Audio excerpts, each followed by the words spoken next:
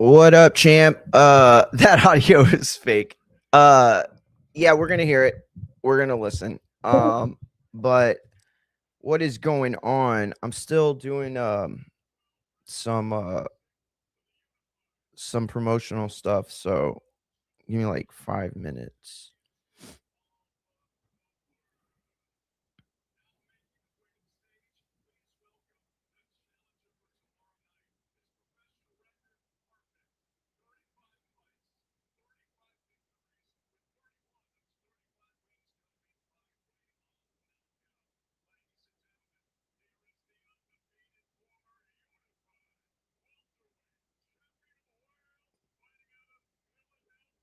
All right, here we go. Let's see what he looks like.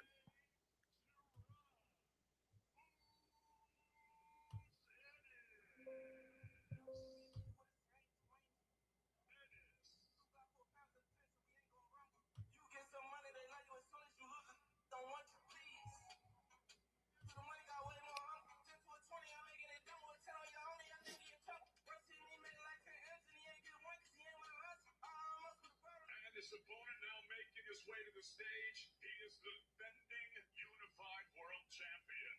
He is also undefeated in his campaign as a professional with a record of 23-0, 13 knockouts. Ladies and gentlemen, please welcome the reigning, defending, undefeated, and unified WBA and WBO super welterweight champion of the world, de San Juan, Puerto Rico, Xander-Boots.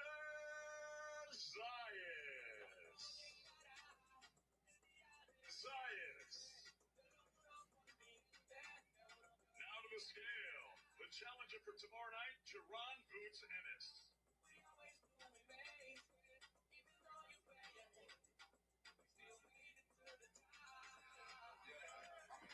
Yo, Xander looked crazy. Wait, what did he say? 153. 153. That's what it is. Xander now. Yo, Xander, bro, they look crazy. 153.8 for Xander.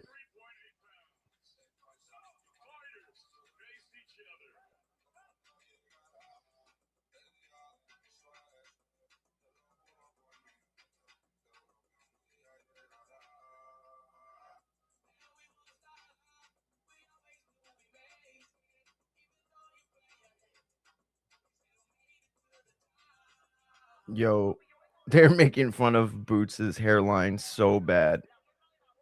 That's so fucked up.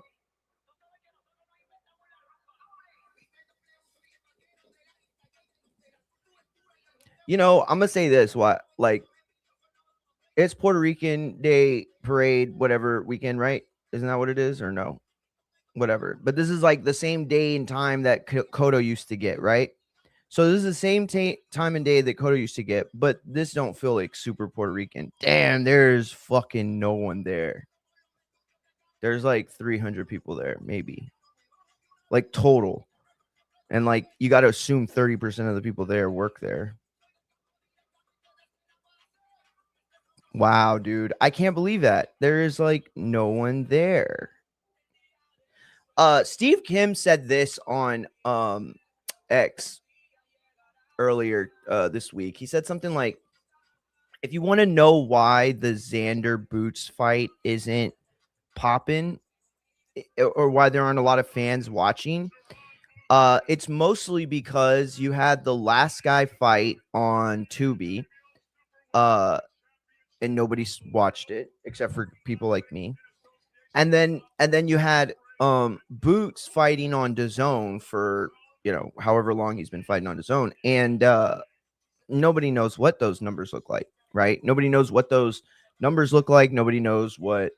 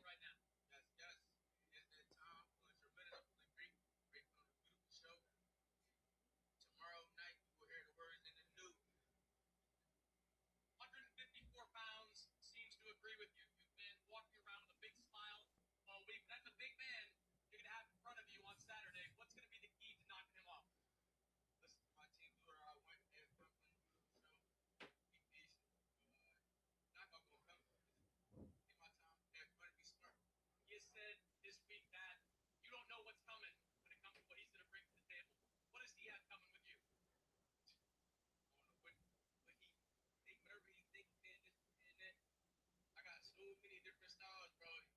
He don't know how I'm gonna go. What boots did he prepare for? Feel me? So yeah, we gonna see Saturday night though, for sure. A lot of Puerto Ricans here outside the Barclays Center. Probably be a lot of Puerto Ricans inside the Barclays Center on Saturday. Might be a hostile crowd for you there. How do you feel about that kind of environment? It don't matter to me. It could be 90% his squad or whatever. It don't matter. At the Saturday night, they're gonna be rooting for me for sure. Good luck, coach. Boots is not good at cutting promos, y'all. He is it's like they all go to the Jay Uso school of shit talking. I swear to God. Like it's the same shit every time. Like every time Boots talks, I want to yell yeet at the end. Not like because I'm excited, because I want him to shut the fuck up. Oh, yo, look at Xander, bro. Look at Xander just in the fucking Playboy pajamas. You know what I mean? Oh, he looks good, dude. He looks ready, bro. I'm not gonna lie. The Boots energy was a little, it felt manufactured. And I'm not gonna lie. I think Bozy bitched him out in the back for playing with his. Hold up.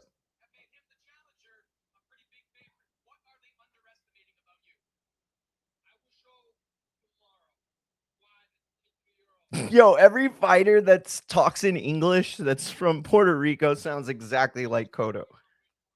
I will show you tomorrow night. Like they're so like they have to like, and I'm not trying to make fun.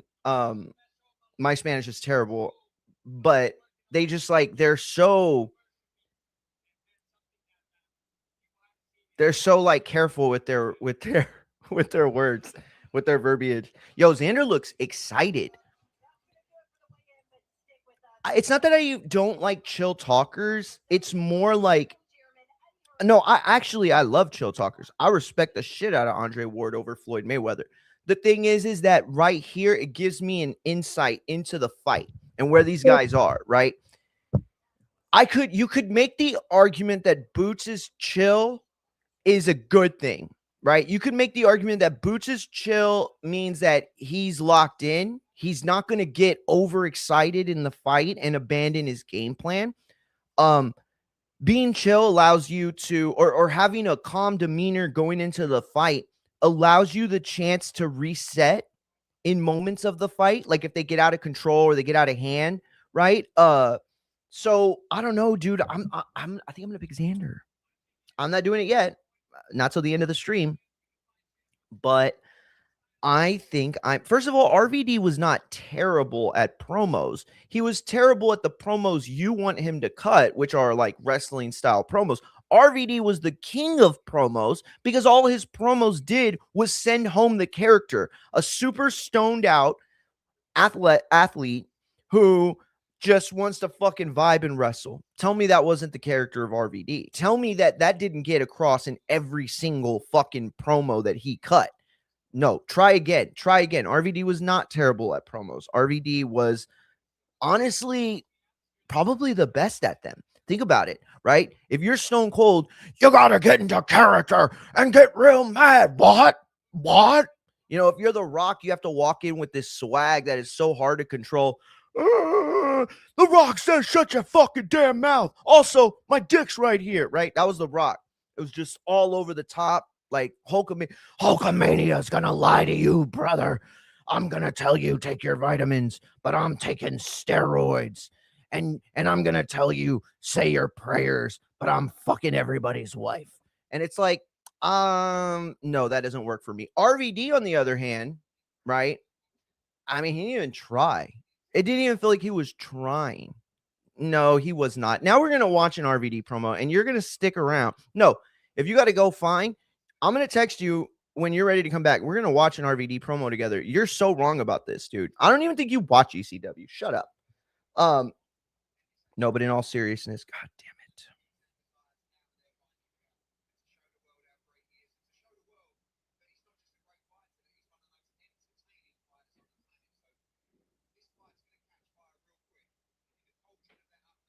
So Jake Paul is What is this? Well, and the wildest part of this is this plan is crazy enough to potentially work. What? So on a recent podcast, Jake Paul broke down his plan to get to the NFL. Yeah, I want to play on the Stanford football team, actually. So, Are you seriously consider going to Stanford? I went there today and I was like, this is beautiful. I think it could be funny or interesting, but I do have NFL aspirations. I want to play slot receiver. And so I think to, get that experience in college first would be good so I could walk onto the Stanford team. So he wants to walk on to Stanford, learn slot receiver, then jump to the league.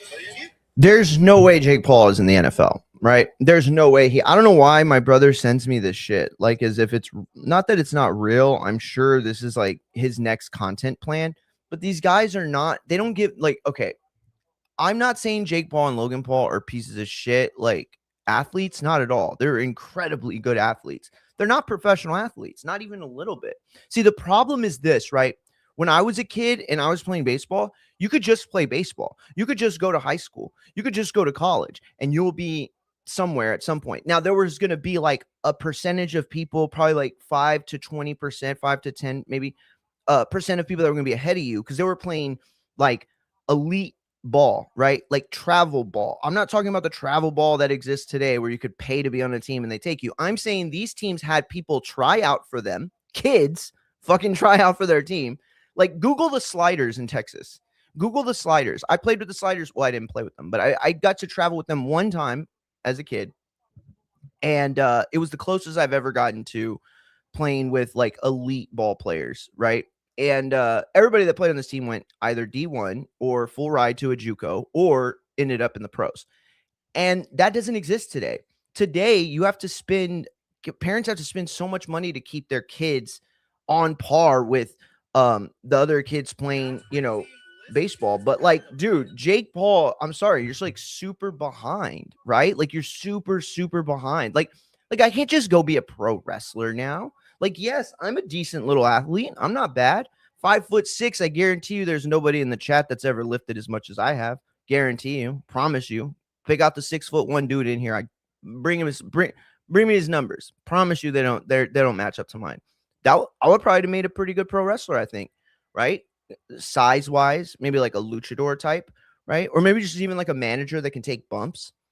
I don't know. Fuck it. But anyway, I think I'm gonna pick Xander. He sounded so much more confident than he said, recite us your most memorable RVD promo. Let me grab my L in a little bit and then I will. Now I'm even more convinced Boots finish him 7 rounds corner. You're a dick, Alex. You're such a dick. That was a good one though. I'm not gonna lie. That was funny. So listen, I think Boots is the naturally more skilled fighter. I do. I don't know by how many levels. I can't say like in a precise way. What I can say though is that I've seen enough of these fighters to at least believe that there is a skill advantage in there for Boots. Now I'm going to tell you all the things that separate me as a boxing fan from all of y'all. And that is, I watch the sport like a lot. Like back when nobody could get the Telemundo fights and see guys like Hernan fighting or Roman or Estrada or any of those guys. Those were the fights I was watching. And I can tell you that I've seen enough boxing to know that records count for something. And it's so funny how many boxing fans now are picking Boots like with zero hesitation, right? And yet these are the same people who talk about, iron sharpens iron. Tell me the fight that Boots has won that has made you so confident he can win. Because if you think that hitting dingers off of a T-baller makes you ready for the fucking MLB, then you don't watch sports enough and you don't know fucking enough about this sport to say dick. All I'm going to tell you is this. This is a 50-50 fight. That means if either guy wins and you're surprised, you're behind. You're the least intelligent boxing fan. You're the least educated boxing fan. You didn't know either of these guys well enough to know that this is a 50-50 fight. Now, is this a 50-50 skill set? No, it's not. Again, I said Boots is the, I think, more polished fighter, meaning that if you saw, if you saw him spar, you saw like his highlights reels, you would say, oh, that guy I think is like optically he's better, Boots, right? And that's fine. That's not enough, right? That's not enough. You haven't dug enough because again, I could go and dunk on first graders and second graders. That doesn't make me ready for NCAA, right? That doesn't make me ready for the NBA, does it? No. And I'm not saying that Boots has been fighting second graders. I am saying he hasn't fought anybody that could give him even remotely challenge. And yet, what's going on, Bruce Champ? Who you picking, Bruce? Boots or Xander? We want to know. Alex is picking Boots by first round abomination, apparently. But listen, no, he said seventh round. But the thing is this, right? You can account for all of the majestic and God-given skill that is visible in a Boots Ennis video package, right? Here's what you can't do. You can't go to his box rec and tell me a fight that taught him more in one fight than Xander learned against Barao. And if the Barao fight didn't happen, I don't think I'd even be, I don't think I would have taken this long to pick. Honestly, I think I would have just picked Boots a long time ago with the rest of y'all. And it makes me wonder how many of y'all actually saw the Barao fight. I wonder. And I'm not picking on anybody specifically. I just know only 4 people are in the chat. Oh, 7 people are in the chat right now. What's going on, Chris? What's going on, T? Hey, what's up, man? Appreciate you jumping on. Yeah, I appreciate you, champ. Shout out to who's over there? TJ Paul? No.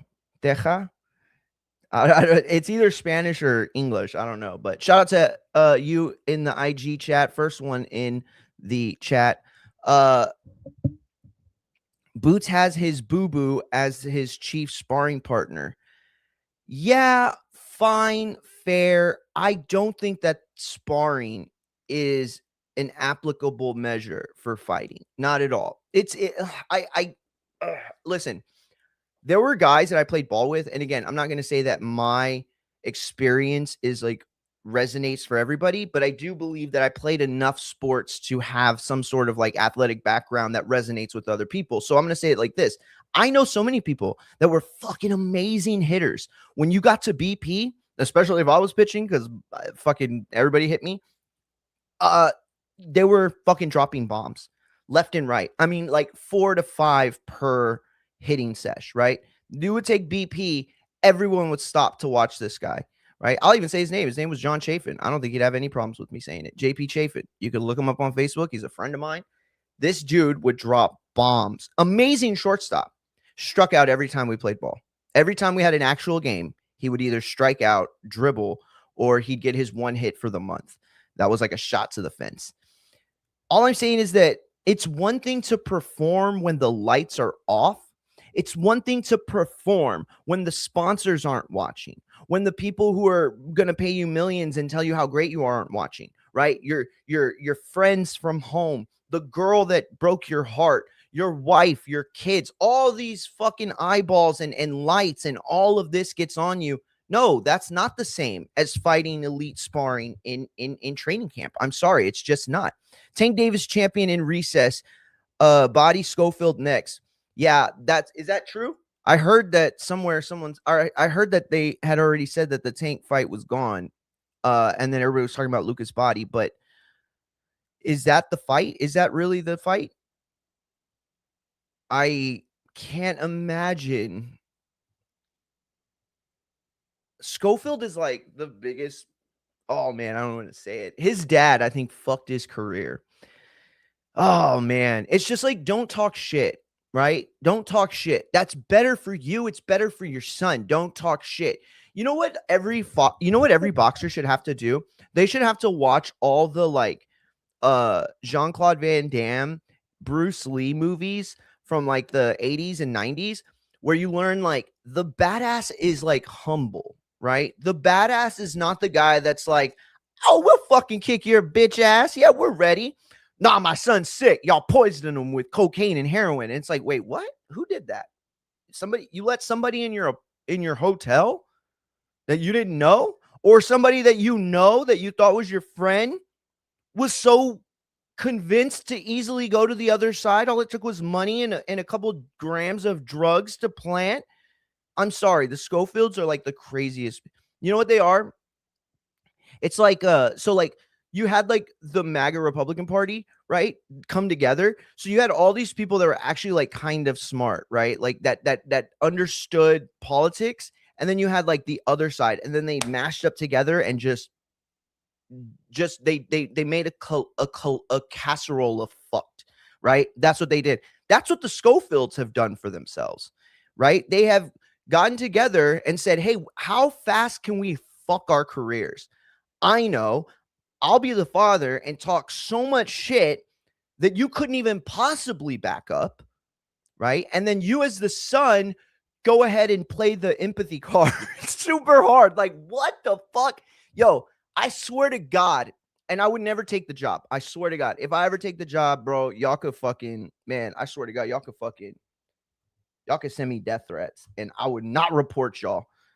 But if I ever took that job, I wouldn't. But I'm telling y'all right now, these guys need their PR bad. They need their PR bad. I could help them. I'm not going to, but I could. My heart with Xander, but my head tells me Boots. Bruce, same thing, dude. Same thing. Every aspect of what I know about boxing and how it's manipulated, how it's controlled, tells me Boots will win.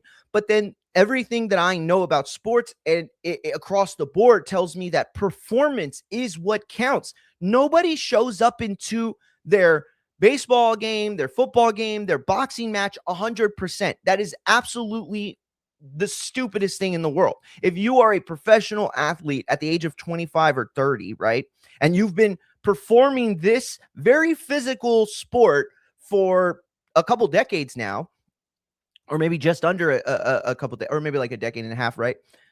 You are beat up already. There's no going back.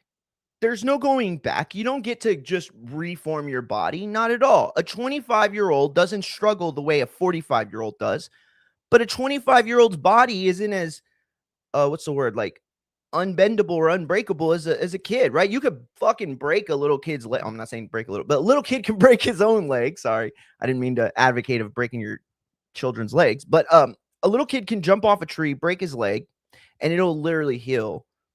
I mean, assuming he has like decent medical care, right? After the fact, it'll heal. The little body will do exactly what it's supposed to do to bring it back to almost brand new, if not brand new.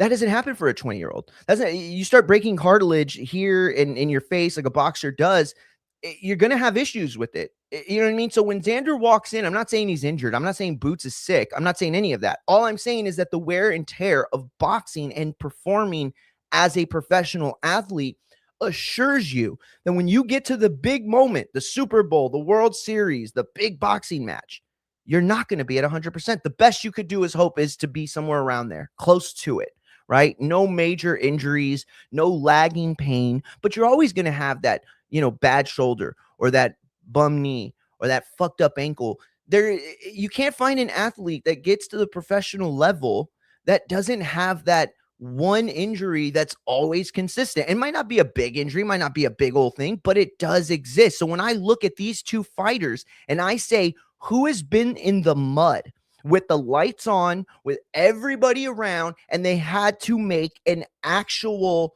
change in their game plan? There's only one person, and that's Xander. So again, I look at this fight and I say, my head tells me this guy, Boots, can only be beaten by somebody who's special. And then I look at Xander and I look at his fights and I say, wait, but why can't Xander be special? Is he hittable? Yes. Does he have the perfect defense? No. Is he economical with his punches at times? Not enough. But yet he can be disciplined. He can reset. Can Boots reset? If Boots gets clipped in the third round, do we know that he has what it takes to survive? I don't know. I know Xander has been in some trouble and he's rewrote the course. I don't think that's how you say that. Do you put the winner in the top 10 pound for pound list? I would. We're in like a weird time with pound for pound again, right? Pound for pound, and it's like goal intention changes all the time, right? And so there was an era back in the day, like I say back in the day, it was like 10 years ago, where people would say, like, who have they fought? What title defenses have they made? How many of them have been successful, right? Like all these things. And then, like, obviously the Floyd Mayweather era put more record into play, which I don't think it really matters. You know, it's like if you're Canelo and you lost to Floyd Mayweather at that age, should that count against your pound for pound record if you've completely grown and shown that you have evolved from that fighter? I don't think it should, right? At the same time, level of competition should give you a it's like if you want to know how big something is in a picture. So it's like, oh, I have this like phone for sale. Okay, well, how big is it? Oh, it's this size. And it's like, oh, I don't know how big that is. Put a quarter next to it, and you put a quarter, and then you have like a visual of how big it is, right? That's the same thing. Like it's the same sort of situation with the pound for pound list. Like how many wins against elite opponents, like versus how many just straight up wins, right? And being undefeated. None of that really matters. I would say this in this current era, yeah, I think you put one of them in there. I think a lot of people will, right? When I saw people jump Shakur to number one pound for pound, people that I really trust, people that I know, people that I've seen that and follow their content, I knew right there, like this was going to be different. Boots made his reputation on sparring. Very true. Very true. Tomorrow we see if he walks on water. Very, very good point. I love the way he said this because this is accurate to the oh my bad guys. Sorry about that. Appreciate you telling me. I never look at the camera anymore. Let me see. I'll do it like this. How's that? Is that better? Yeah, a little bit. Damn, this camera is hot as shit. Fuck. All right. And Mex says, put my official pick Boots decision. Damn. Oh, yo, Bruce says he got a hot 25 on the draw at 1,600. Yo, that's what I was saying. Or no, I wasn't saying that. Matt was saying that. Yo, Matt had said he wanted to put it on the draw last week, I think it was. And that made me that I started thinking, damn, that's a good pick. That draw is a good pick. And I'll tell you why it's a good pick. I don't believe that boxing is ran by the mob. Not anymore, at least. I don't believe that boxing is subject to gang members and all this shit, right? If people understood like what Fury's Daniel Kinahan was actually accused of, and right, they think that, oh, he was an Irish mob or whatever, so he must have had the ability to. No, that's stupid. But that said, people are predictable. People can be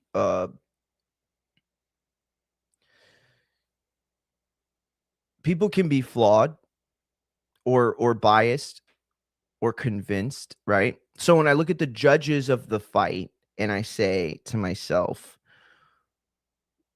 one of these guys is coming in here into the fight thinking boxing needs so and so to win. I can't think of this in any other terms because I don't think the judges are corrupt. I don't think they show up with Golden Boy or Top Rank as the main promoter being like, okay, we know what we're doing. Not at all. I think that though, when you're just like a normal human being who lives in this world and is a fan of boxing and they tell you over and over Canelo's the A side or Crawford's A side or whoever it is, you're going to go into that fight. And as much as you're supposed to be an unbiased, unfettered judge, you're going to have a bias because you're fucking human, you know? So could I see a situation where a fight is so close that the judges start counting rounds? Absolutely. Are you supposed to do that? No.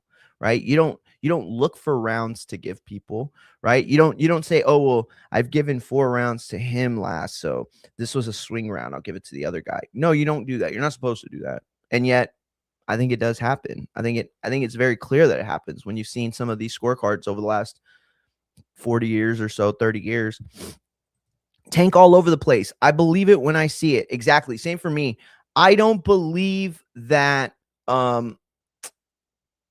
Tank is even like interested in fighting. I think he's interested in money. I think he's interested in being in the spotlight. I think like his age group, he's perpetually online. I'm gonna say this, and this is like a weird statement, right? Out of nowhere, but I heard that Jey Uso's fanatics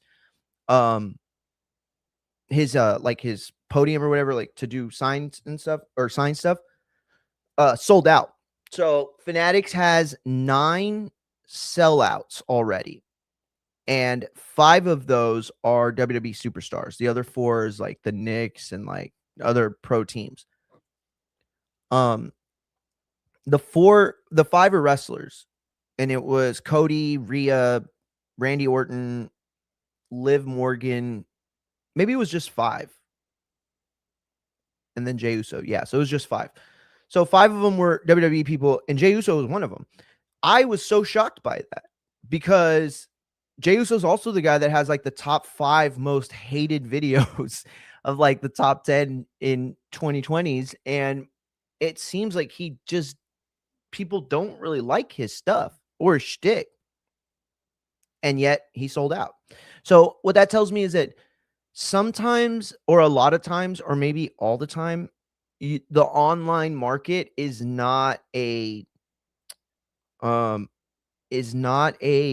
accurate measure for popularity, right? I think like if you look at like politics and you see like where both left and right have gone over the last like decade and a half, you'll see like it's cyclical, right? Like, bro, nobody like, you could talk about all the people that like call themselves MAGA, but there's not a lot of people that are MAGA anymore. Like, dude, I live in Texas. I live in actual MAGA town. And I can tell you that them dudes folded up their flags a long fucking time ago. I used to drive through like the richest parts of town delivering food and stuff. And I'd say like every 5 to 6 houses had a Trump sign. Gone. None of them.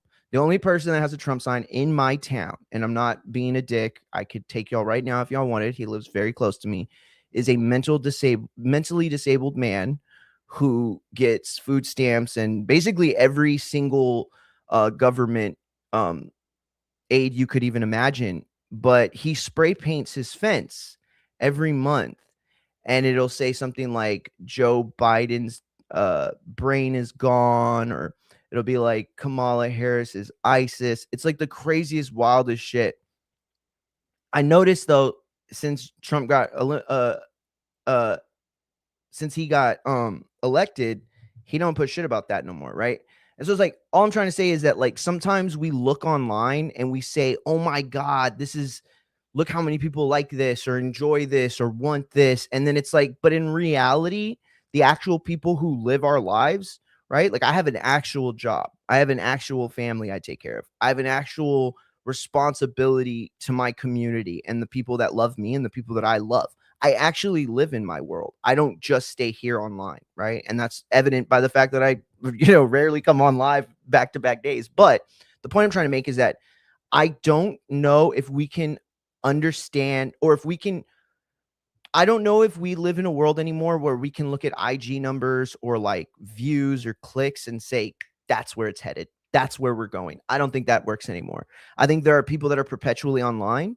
I think there are people that live online, even if they have a job, right? But they're disconnected to their community and their friends and their family, and they don't know what fucking time it is. And so they sound like retards. Damn it. I was doing so good this week too. They sound like dumbasses. Saying the stuff they do. Like they just sound like dick sucks, right? It's like, oh man, you're so willing to suck that dick. Why? Like it doesn't make sense to me.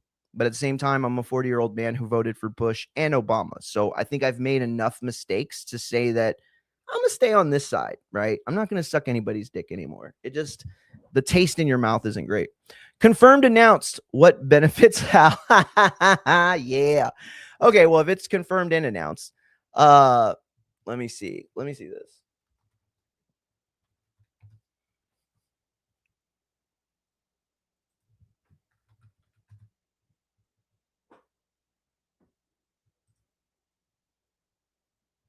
WBA has named Gervonta Davis the lightweight champion in recess and ordered Floyd Schofield and Lucas Body to fight for the division's now vacant title. Man, boxing sucks, dude. That's so crazy how much boxing sucks. All right, let's see where we are. Usyk vacates his remaining titles. Thank you. I wanted to get to that. This is a not big deal. I mean, it is a big deal, but it's not a big deal. It's a big deal because anytime a champion vacates their throne, you have to wonder what the fuck is going on. It happens all the time, though, now that you don't have to really wonder. Like, we know what's probably happening, right? I have no information, zero information other than what Matt has already sent me in the chat. Okay. And yet I'm willing to bet, right? I'd be willing to bet that Usyk wants to have a fight that is worth a lot of money that one of the other sanctioning bodies didn't want or doesn't want or wants him to fight a boring, shitty mandatory. And Usyk has now, in his mind, earned the right to compete in any way he wants, shape, or form. He's no longer um hindered by the rules of boxing. He has now made enough of a commercial success of himself that he does not have to bend his will towards what boxing wants. He can now do whatever the fuck he wants and reap the benefits of a world champion, right? Like, he is that guy. Everybody knows it. There's nobody can call themselves the best heavyweight in the world without beating him. And yet he's going to go and not have a title that represents being that exact guy. Boxing has a problem. It has a problem. It's had a problem. It will always have a problem because you don't uncrown the Super Bowl champion without putting them through a season that says somebody else is better, right? You don't beat the NBA champions from the year previously without at some point having to face them, right? Assuming they're still the best. And in boxing, it's this weird thing where you don't got to beat the guy to be the guy. You could just have some money. You know what I'm saying? You could just have enough money to be able to say, "Hey, that's a belt we want. We've already given you enough sanctioning fees." It's like if you were the like proprietor of the best in the world, right? The champion, then I think you would do a better job of making sure your champions are like tested tested, right? And we see these rankings that are so different from sanctioning body to sanctioning body, right? Depending on who's paying what, depending on who's getting what fights, depending on whose manager's cool with what sanctioning body or what former guy that works for the sanctioning body used to work for HBO while Top Rank was there, Golden Boy or Al or Matchroom or whatever, right? None of this stuff is new, and yet all this stuff has gotten really old. Like, your sport is not just broken, it's fucking dumb. If there is a logical point at everyone's career where the number one title in the world means nothing anymore, or it means less than the money that you're able to acquire on the other side. You know what I'm saying? It's like, man, I just think people that were trying to build boxing up back then didn't realize that people were going to get to trillionaire status, right? Oh, by the way, Elon lost his trillionaire status. Like, see what I'm saying? This is all fucking bullshit. This is all bullshit, dude. This whole world, like, you're a retard. Oh, fuck, my bad. You're a dipshit if you believe any of this stuff. But yeah, this is crazy, dude. Like, he's like, oh, I'm a trillionaire. Oh, cool. Let's celebrate that idea. And then you have people like fucking so stupid, like Matt Walsh, who are like, yeah, instead of throwing them down, why don't we try to make it so more people could become trillionaire? What are you talking about? The very idea of becoming billionaire and trillionaires means that other people have to have less. There's a finite amount of money. See, this is what other people don't understand. There's a finite amount of money, right? The government doesn't allow a circulation outside of that money. So we have a pot, right? To create more trillionaire and billionaires means to lessen the pie for everybody else. So by virtue, creating a billionaire or trillionaire creates probably millions of other people that are underpaid or, on welfare. Low key body might sleep Schofield. Damn, he's already calling for it, dude. I will wait for that one, champ. Hey, I was Lucas Body's publicist back in the day when he was signed to mine and Ness's company. So I have a lot of love and respect for him. He can win that fight. I don't know if he sleeps Schofield, but he can win that fight. Usyk might be going to Zuffa. The signs are there. Yeah, that was where I was going to take this. So Usyk vacating tells me that there is a fight somewhere out there, and the idea that any of the other non-Zuffa promotions, see, because Zuffa's in a very good spot when it comes to certain things. And one of those things is being able to like go full-fledged on a fighter, right? They don't have a cruiserweight division, not at all. They have Jai Opetaia. That's what they have. So they can make Jai Opetaia look like he's this fucking big-ass fucking monster dude with the hugest, veiniest cock, like whatever they want to do, right, to make people gay for him. And so then you can say that, but the truth is he? Is he? He's not really fighting anybody that's like super great. I mean, he looks great. He does. He looks very good. But, you know, my Dodge truck looked really good in high school, right? It looked really good. And then it needed an alternator. Then I needed to change the alternator. And then it didn't work very well. And now Dodge usually works from what I hear. But I'm just saying, like, you know,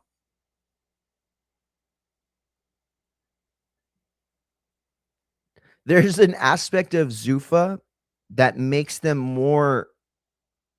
you more willing to be with them because they make you feel like they don't have a side piece, right? Like every other promoter has to treat their like golden goose like the wife that knows there's a side piece, right? So it's like, let me get a good example. Let's say Haney and Tio when they were both fucking with Top Rank, and it's like, no, Tio, you're our guy. You're our guy. It's just that, you know, I got to go do this thing. Come on. Like, I'm coming home to you.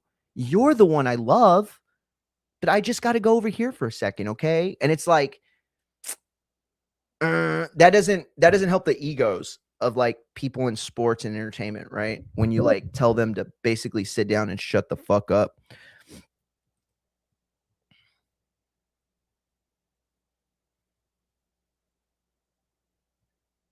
Nah, I don't know, champ. You could go to it though. Hey, shout out to what's going on? Tobler in the building. This is one of the best coaches for fitness in Texas. What is going on, champ? Appreciate you here. You know what? Let's do this. Who mentioned me? Oh, shout out Dollar DiBiase. What's going on, champ? Appreciate you. Where's Dollar? Yeah, champ. I know. I appreciate you though. Xander has no special effects. Okay. Okay. However, you can say that. Is that worse than fighters that are only special effects? Right? Like think about your Gamboas, right? Gamboa is a special kind of guy. He really was. He really, really was. But he wasn't what, you know, they wanted him to be or what he wanted himself to be, right? He wasn't a guy who could compete at higher weight classes than his fucking junior featherweight title suggested. All I'm saying is that Xander doesn't have to have, you don't have to have special effects in boxing, right? So if you're in basketball and you want to be the next LeBron James, yeah, you're going to have to learn to do that windmill at some point. You have to learn to, you know, do a backwards dunk or a 360 and fucking get the fans all horny for a point. But in boxing, all you got to do is be in the mud and survive. And that's not easy. That's hard. See, it's way easier to learn how to do a fucking 360 dunk than it is to get your fucking face pounded in for round after round after round where no one in the building thinks that you have an answer, and then you come up with an answer. Is it pretty? Is it exciting? Does it make you horny to see? No, of course not. You can't slap an image of it like Jordan flying through the fucking air hitting a dunk, right? That kind of specialness doesn't resonate on a t-shirt, but you better believe me, it's special. I've been in enough fights, champ. I've been in enough fights to tell you that is the most special thing that a fighter could do. I've seen black guys with fucking hands in street fight. Get fucking gay. I seen Mexicans. Come on. Like, I seen it all, champ. I seen it all. You know what's tough to me? Taking that fucking shot square in the jaw and saying, fuck you, I'm coming back. And Xander has that, and that is a special effect. You better believe that. Usyk not going to no damn Zuffa, LOL. Damn, it's getting hot in here. Hold up. I don't know. Would he or wouldn't he, though? Why wouldn't he? Tell me why he wouldn't, Matt. Not that I don't believe you. I just feel like when we get a guy who drops his titles like this, the chances are they are fucking, they're gone and they're going somewhere. All right, I put the link out. Tobler, you still there, champ? I'm gonna put the link in the IG, something I never do, just for you. Shout out to Fitness by Tobler, who you'll remember trained Regis Prograis in his fight with Haney several years ago. Usyk dropping the belt so he can fight who he wants for his last fight. Yep, that's exactly what I think. Mario check direct text. Okay.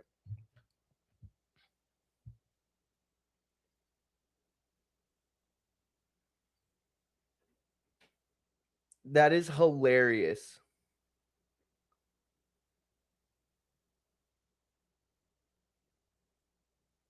See, and this is what Nessa's problem is that like he's like, oh, somebody lost weight. Okay, but did they are they also losing their fucking ability to maintain blood vessels in their heart? Like, are they also losing the muscular vascularity that it takes to continue to produce healthy air from your lungs? Did he stop smoking and drinking? Because those kidneys and lungs are going to fuck up pretty fast. I mean, kidneys and livers are going to fuck up pretty fast. Like, peptides work if your only goal is to change some aspect of your body. But if your goal is also to change the aspect of your body and stay healthy long term, then peptides are not the answer at all. I'm sorry, it's retarded. And this one I'm not going to take back because it is.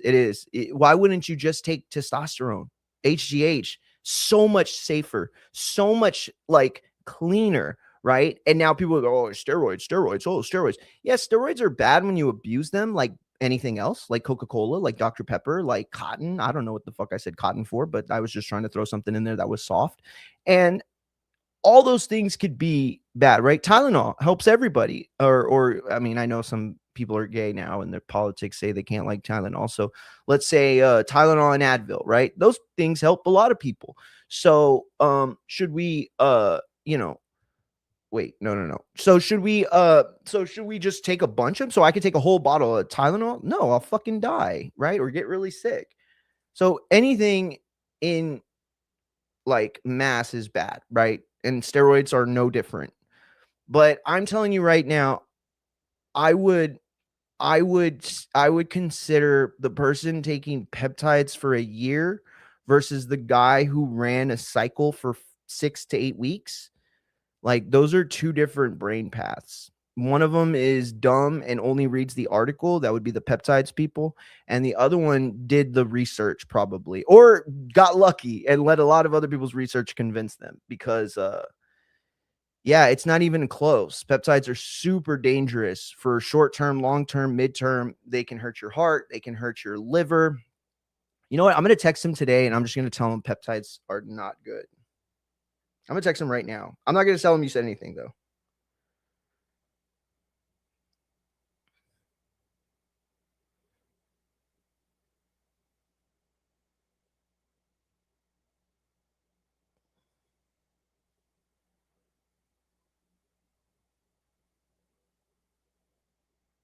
I texted him. I said, peptides are fucking awful, right? Why didn't you come to me? Shaking my head. It makes me mad. I'm not going to lie. Like, these are my friends that I've said I love you to. I've told Ness that I love him, literally, and he's told it to me. Like, if I wanted to learn how to drive or wanted to learn how to like do something, why wouldn't I call Ness and be like, hey, dude, can you help me with this that you've done? And I know that you've learned a lot of, like, I don't want to make fun or make it sound like I'm making fun, but like, I don't want it to be like something weird. But like, let's say he had an alcohol problem, right? He doesn't, but let's just say he did. And I'm like, oh man, I'm suffering with some alcohol issues. I'm gonna go to my friend who understands this, and I'm gonna go to him and I'm gonna be like, hey, what do you think? Right? Just give me your opinion. You don't need to fucking talk to me like you're my fucking dad or something. Just tell me, right? Straight up. Yeah, it bothers me. It does. I'm not gonna lie, because my brother did the same thing too. He started working out again. Like, you don't have to ask me my opinion, right? But when you're doing things that could be dangerous, that are like that, there are different opinions, varying opinions. Why wouldn't you come to somebody that's actually fucking taken steroids and done the research? Is it Wilder? I hope it is Wilder. I didn't want to see the Usyk Wilder fight, but now that he's dropped his titles, yeah, fuck it. Let the dude get his money. Usyk's still the ring champion, still undisputed. Max, give me a job. I kid. No. Listen, Usyk is still the ring champion. And that is a very good point Alex is making. What this does, whether the sanctioning bodies understand this or not, for all the new fans that are coming into boxing, which there are some, right? Zuffa has definitely, or I should say Dana White and TKO have definitely helped bring in another audience that isn't sure of boxing, right? They're not in love yet, but they're willing to watch. And that's enough, right? I have always said that if you give me the right fight, I could turn anyone into a boxing fan. They just got to watch with me, right? Let me show them where the cool is. Let me show them where the special is, right? Um, but if you give me the right matchup, I'll turn anybody to a boxing fan. But if you give me the chance right now, I don't know how I'd create a new boxing fan just by explaining to them these rules and why things work this way. However, if I'm a new boxing fan coming into boxing and I'm seeing, wait, Usyk gave up the WBA or WBO, whatever the fuck he gave up, but he's still the ring champion. Oh, so the ring championship must be the real championship. That's the championship you can only take from beating the fighter, right? So if I'm just a regular guy who watches sports and now I've been an MMA fan, a Dana White fan, UFC, whatever the fuck, and then I say, oh, I'm gonna give this Zuffa shit a chance, I'm gonna give boxing a chance, and then I start watching it and I see the ring championship with certain rules, and then I see the WBC and the WBA and the WBO and the IBF with certain rules. Yeah, of course I'm going to consider the ring championship magazine to be the, god damn it, IG fucking dropped off again. All right, I'm not going to go on IG anymore.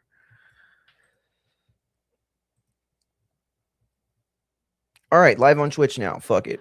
So anyway, let's see. Usyk wants the last scalp of that generation of heavyweights. That would be dope for him to do.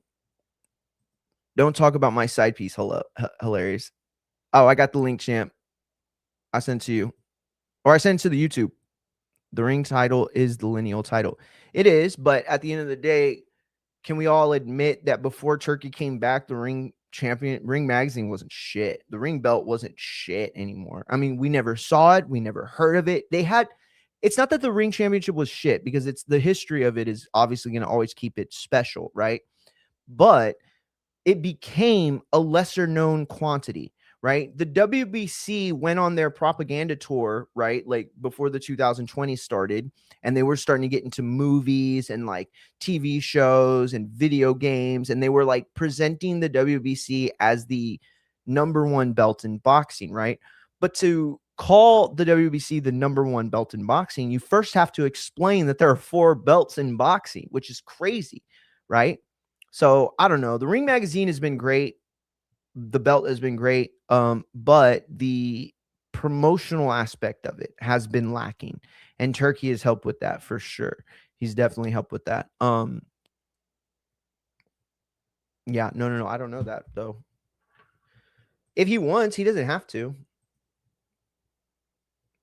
Well, I just put the link on YouTube. The one on IG, I didn't put yet. I don't even know why it matters though, because literally there's nothing on it now. Well, Indian Live, fuck it. So anyway, Greek media interviewed Floyd yesterday. He doesn't seem to have a worry in the world. He says life is good. No, you're making this up. Did he? Was he on Greek? Let me look. Mayweather. Dude, if you're making this up, I'm going to be so mad at you, Alex, because I want this to be so true. Mayweather on, let's see, Greek media. I'll just put that. I'm in great shape boxing. Yep, he's right. Euro News. Holy shit. All right, let's.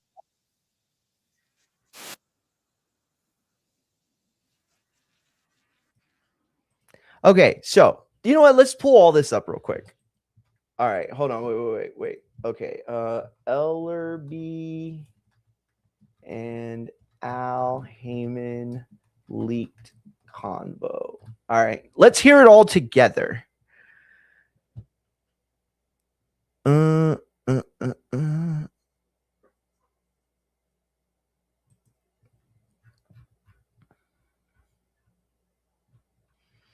All right, what is this? Oh, Hot 97. All right.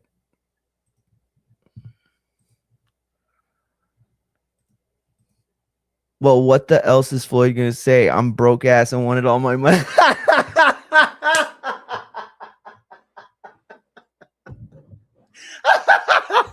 That was a good one. Oh, yo, he's like on TV. He's like, oh man, I'm good. I'm training for the Floyd fight, trying to stay above ground, trying not to get buried, just the regular shit. Just another day in the money team life. I think it's because they cut me from IG champ, or they didn't cut me, but it dropped. Well, it's 37 is what it says to me. It's 7 in the YouTube, but probably everybody was on X then, I guess. I don't know. I don't care. No. Not till tomorrow. But I appreciate you though. Let me see. Where were we? Oh yeah. Okay. Let's do this first. God, I have so much dumb shit up. Okay, let's see. Oh, you know what? Before we do this, let me do this, okay? Because this is gonna be like really quick. I'm just gonna hate on this for a second. All right. So this is Ryan Garcia, posted 18 hours ago. And we're gonna get into it. Actually, let me play it through so that way it goes. I don't know how long it is.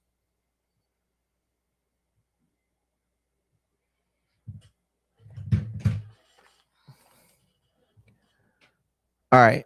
So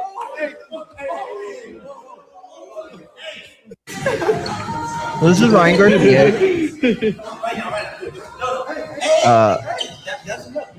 Yeah! Oh my god. No, get up, Yeah. This is the work he's getting now these days. Get up. He's right here. I mean, it's just sad, isn't it? Like, why would you even entertain this? It's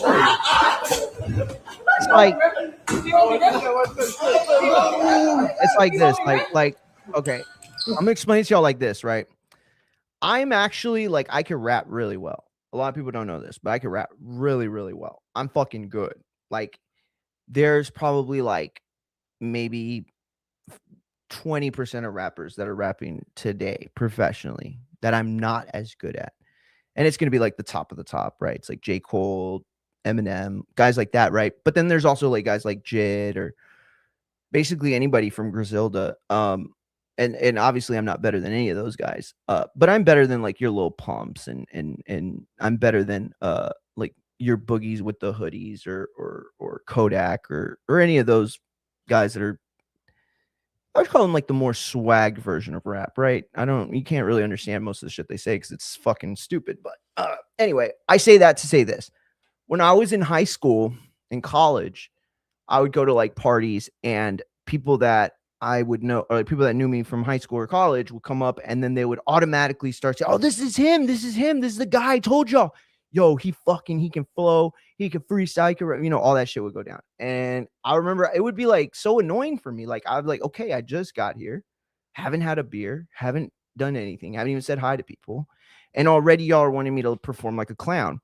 Am I good? Yes, very good. But that's the problem. When you're good at something, you should get paid for it. And I realized like sometime in college that I had to put the rhymes up in public because it was like a thing where I didn't enjoy it because nobody else was good. So what was I getting out of it? And then also I wasn't getting paid, right?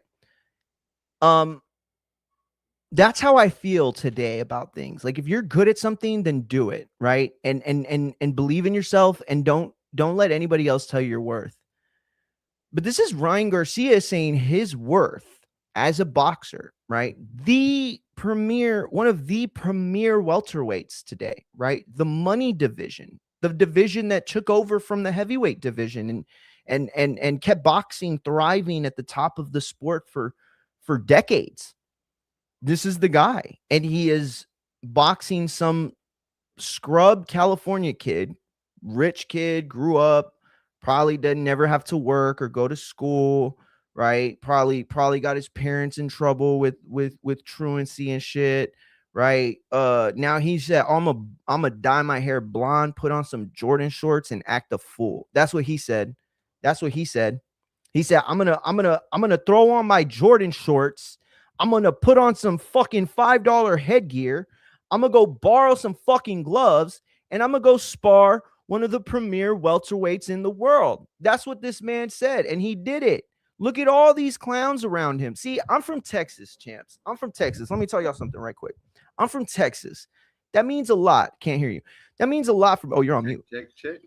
Low, but I can hear you. What that means where I'm from in Texas is that we have like everything, right? Like we have rich people that do weirdo rich people shit, probably fucking Epstein stuff. I'm sure we do. But we also have like hardworking, like blue collar people. We have people in Dallas who make money in finance, right? We have people who do the boats where I'm from in the South Texas, and then the oil refinery, right? So we have rich people that have come from blue collar, rich people that come from white collar. We all maybe not get along at like a social level where we like have empathy and love for each other. But guess what? We could all go to the hoedown.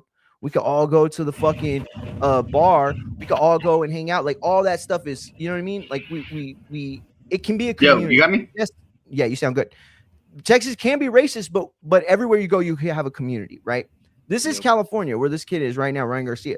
This is one of the grossest places in the United States. This is a place where rich people from all around the world, they come with a ton of money and they try to pay young people who want to be in, modeling or acting or singing or whatever, and they pay them basically to become like their fuck toys or record them doing weirdo shit. And this isn't like made up stuff. This is like everybody knows this. Like, let's go and look at the list of all the kid Hollywood actors that were fucking pedoed and all the fucking kids that were trafficked. Like California, I'm sorry, it's a fucking Hollywood, I should say. LA. I'm sorry, I shouldn't be putting California's entire state into this, but LA is not a good place for your kids, right? It's not a good. Could they get money? Sure. Could their Hollywood dreams come true? Sure. But in the process, they're going to get molested, probably. They're going to get drugged, probably. They're going to be taken advantage of, probably. And this is the place where Ryan Garcia decides to make his camp. This is the place where Ryan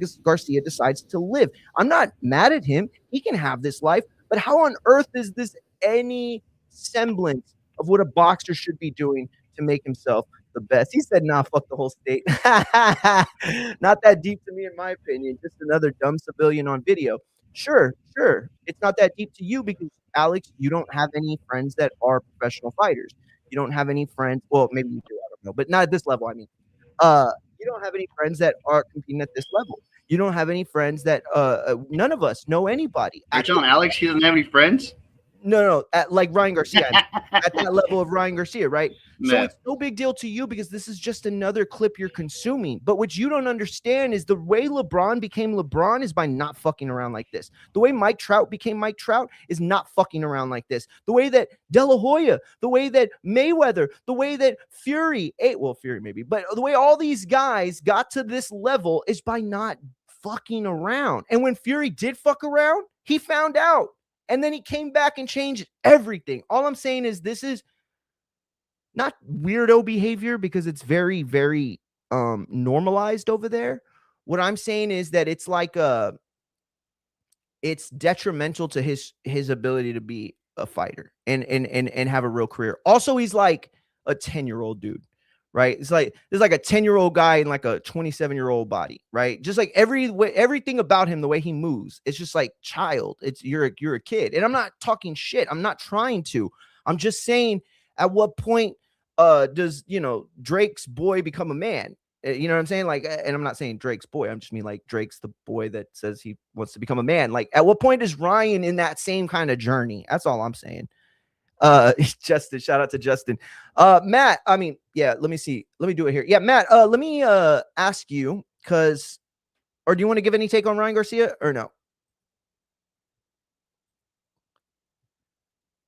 Oh, I can't hear you now. All of a sudden, I can't hear you now.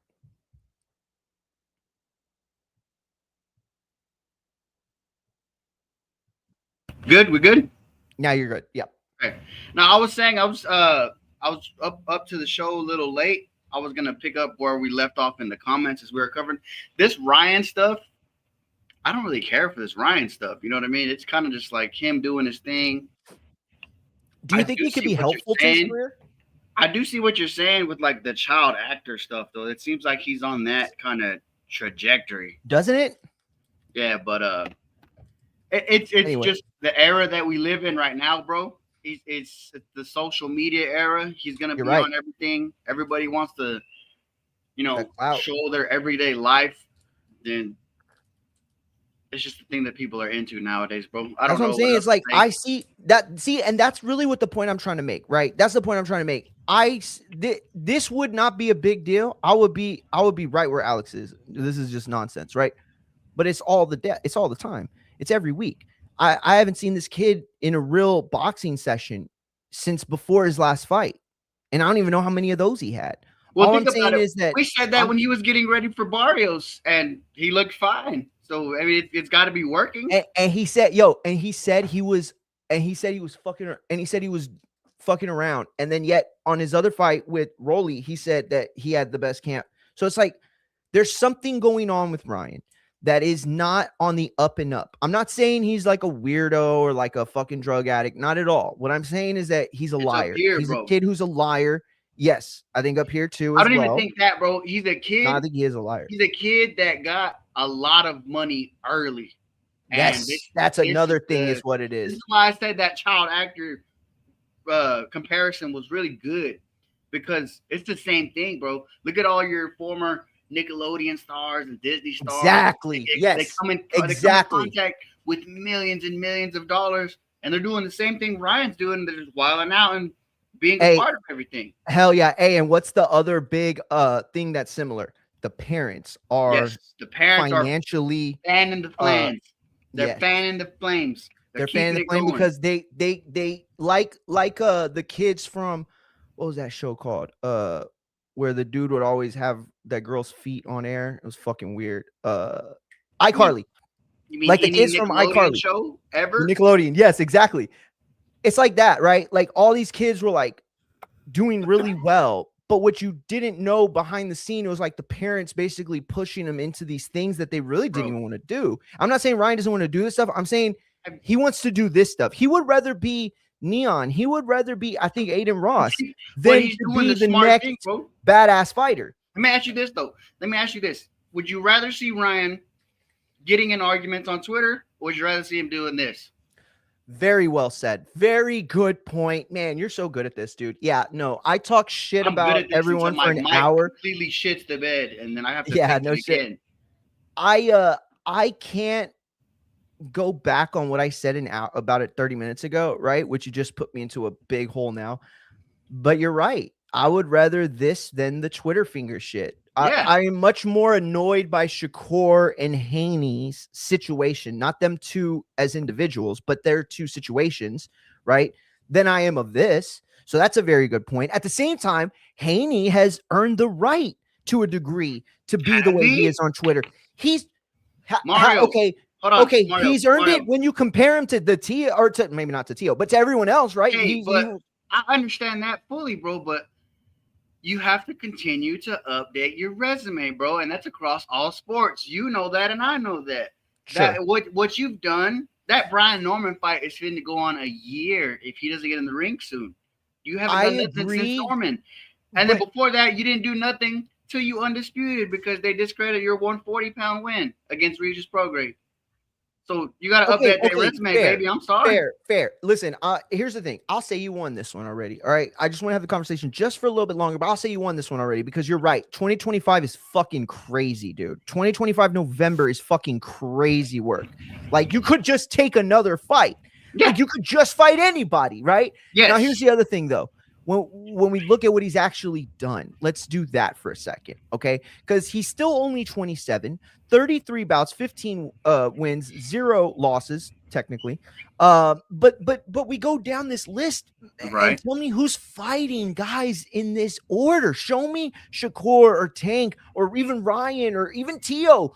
A resume that looks like this. He fought Brian Norman, the boogeyman. Everybody can talk shit about Brian Norman Jr. now, which that makes them fucking pussies. But everybody can talk shit about Brian Norman Jr. now, and that makes them pussies like they did with Frank Martin. But he represented something different, right? This is the same argument I got into with Ness in the Boxing Voice a while back, where I said that Crawford beat his version of Triple G by doing what he did to Spence. Guys like Ness and guys like a lot of other people, they play Monday morning quarterback. Okay, I know how to do that, and I do it very well, playing Monday morning quarterback, but I also can respect the situation that we're in, right? Like, I have the ability, and this is why I think I'm a pretty decent writer. I have the ability to put my mindset back to where I was when that thing happened. So, like, for example, when I was in college, I wrote a short story that got nominated for an award, and I wrote it about a girlfriend experience that I had, right?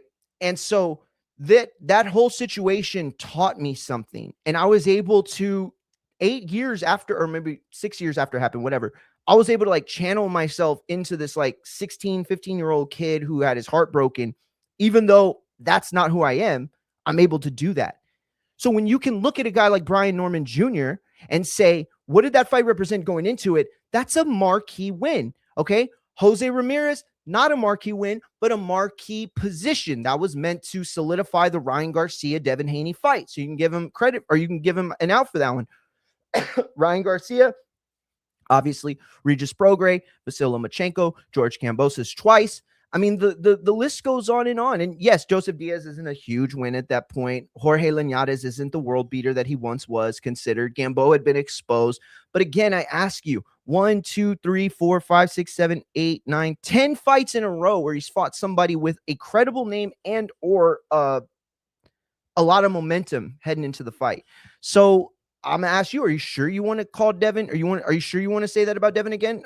Yes, the consistency of him fighting, the activity is questionable, but certainly not the opponent choice, right? Bro, but Mario, you and I both know in the fight game, especially, it's all about what have you done for me lately? Is it not? And lately he beat lately he's only fought Brian Norman Jr. Brian Norman and a bad, boring performance against Ramirez. That's the only thing he's had. And then I can only credit that to your 2 fights at welterweight, and that's it. So fair. Everything No, else, that's fair. Everything else, like you pointed out, those are great wins. Jojo Diaz, Regis Prograis, fighting Lomachenko, that's 140 and under. But you are now a welterweight and a champion at welterweight, and you're doing exactly what we complained about. He's holding a belt hostage and not really making any fights. I understand if you want to make a big fight, that's fine. But get in the ring and fight. You have to stay active here. Fair. That's fair. Okay, so listen, I want to move on to the big topic everybody's been talking about. 50 Cent keeps clowning Floyd Mayweather after leaked Al Heyman audio. Now, if you are under a fucking rock and don't know what is about to happen, let me tell you. 50 Cent, over the last 24 hours, released video, or audio, I should say, that he claims to be a phone recording conversation between Leonard Ellerbe and one Al Heyman. And the context of the conversation, Floyd Mayweather. So let's hear it first real quick. I told you I was just pissed. I didn't like what, It's okay. You just worry about your family and you worry about yourself. Me and you stay close together, and we're gonna put his little ass in the ground. You'll see. Yeah, because like I said, that just pissed me off. Come on, he owns fucking PBC. Yeah, well, he's been saying that for many years. He's been saying that. You don't own another fucking thing. You own yourself. Yeah. It's don't get a bunch of millions of dollars. Don't worry about that. He's got to build about take to put you have money for. I got it covered, man. You just do your thing. Ben, you're covered. Okay. Yeah, okay, fine. And we can work tomorrow on the other thing. Yeah, and your stuff's already in your mind, in your bag before you leave. Okay. Thank you, Ben. Okay. Okay. All right, so that was the thing. Let me read the article. Who wrote it? Let's see.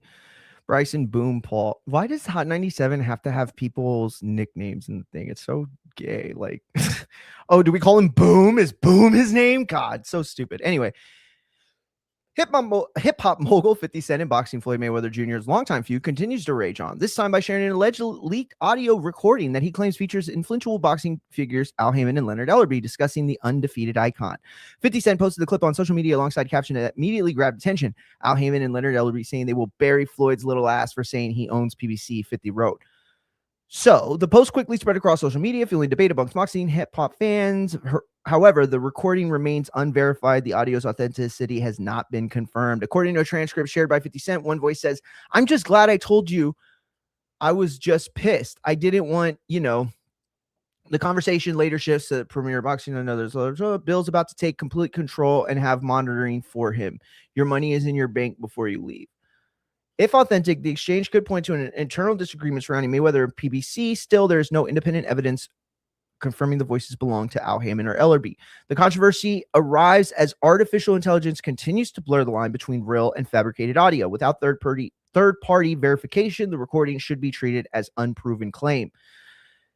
Okay. The latest post also continues to one of hip-hop's most enduring celebs beefs, blah, blah, blah, whether the legend or just entertaining mogul and boxing champion far from ever. Okay.